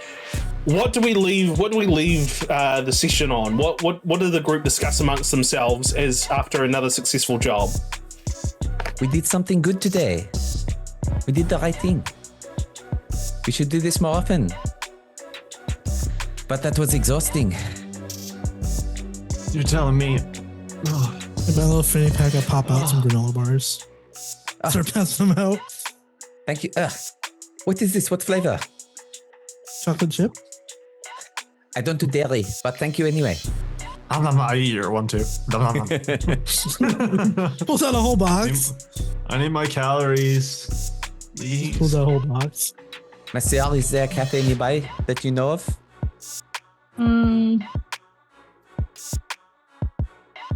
Nothing can. All right, I will find somewhere. I can make a call, but I don't. She doesn't make the bookings. She is invited places. You know what? The spaghetti's probably cold by now. Ah, Dang it. oh no, your spaghetti. I am so disappointed that I will not get to eat it today. Gotta work on Like that. 30 pounds of spaghetti. It's a lot of spaghetti. I'll eat it, even if it's cold. Okay. We cut forward a few weeks as the group is in their HQ, having done a few more minor crime solving and jobs. They're starting to become a unit that is very effective, as has been shown by this bank heist that has been thwarted. A call comes through on the radio and also on Mimir's thing that tracks crime around the city that says that there is an emergency at Engine 54 in Hell's Kitchen, 8th Avenue, West 48th Street. Seems like there's been an attack that has happened there. And that is where we're going to leave things off as our heroes head off onto that job. So, that was a session. That was a session of two halves, really, wasn't it? Yeah, it's fun. It's a long session, Chris. Yeah. Are we There's a lot- moving it was- towards the 6-hour sessions? Excuse me. I'm going to Excuse do me. mind your business. Excuse me. It's only been It's three. been like 4 hours. Yeah, it's Four. been But 3 we're- hours but and we're getting 45 there. minutes. It Thank was- you very much. it was t- and the it was 15 2 minutes of hours? those. No, it's 4 hours. 15 Then it minutes will of be those. 6. 15 minutes of those were starting soon. So go fuck yourself. I'll fuck you in a minute. All right, let's. That was another fun session, everyone. Follow Let's. us on OnlyFans for the part 2 of that. Yeah. Yep. Onlyfans.com/roleplay nights, ROLEPLAYNIGHTS. Follow us there. All right. Well, you're already on roleplay nights, so Let's show whatever we need to show. Starting with Kieran, go ahead. I'm Kieran, aka KaradanZero. You can catch me on Twitch at twitch.tv/KaradanZero, usually on Mondays and Fridays, and I have been playing Mimir. Hello, I'm SeaGoatGames. You can see me on SeaGoatGames on Twitch and YouTube. We've got some cool stuff coming out very soon. Oh, my name's Aaron. I was playing Ghostlight. You can find me on onlyfans.com/ORLEPLAYENIGHTS. Or here, whichever you want to do. Hello. My name's Simone, aka SimoneIsSimone, aka SimoneIsSimone, aka SimoneIsSamantha, aka Karadan1, the Korea Karadan. And you can find me right here all the time. I've been playing Meili, doing melee attacks. Check out Simone's wife, Emma, on Yes. Twitch. Yeah, actually, we'll be raiding into Emma. But yeah, I'm your narrator, Unemployed writer, and thank you all so much for being here and for watching this and for seeing the origin story to this group and also them thwart a bank heist. That was fun. That was fun, everyone. Yeah. So we'll be raiding into Emma. So stay here, and Emma's playing KOTOR today. Yeah, she'll be finishing it up. Yeah, so cool. The end of KOTOR 1, her first playthrough. Cool. And make sure you mention that you came because I'm her husband. I like KOTOR 2 more, personally. Okay, we're gonna be starting the raid. All right, I'm gonna be going on the ending screen. So see you all next time in 2 weeks' time, whenever we decide that we're gonna do this next. All right, bye, friends. Bye, everyone. Bye.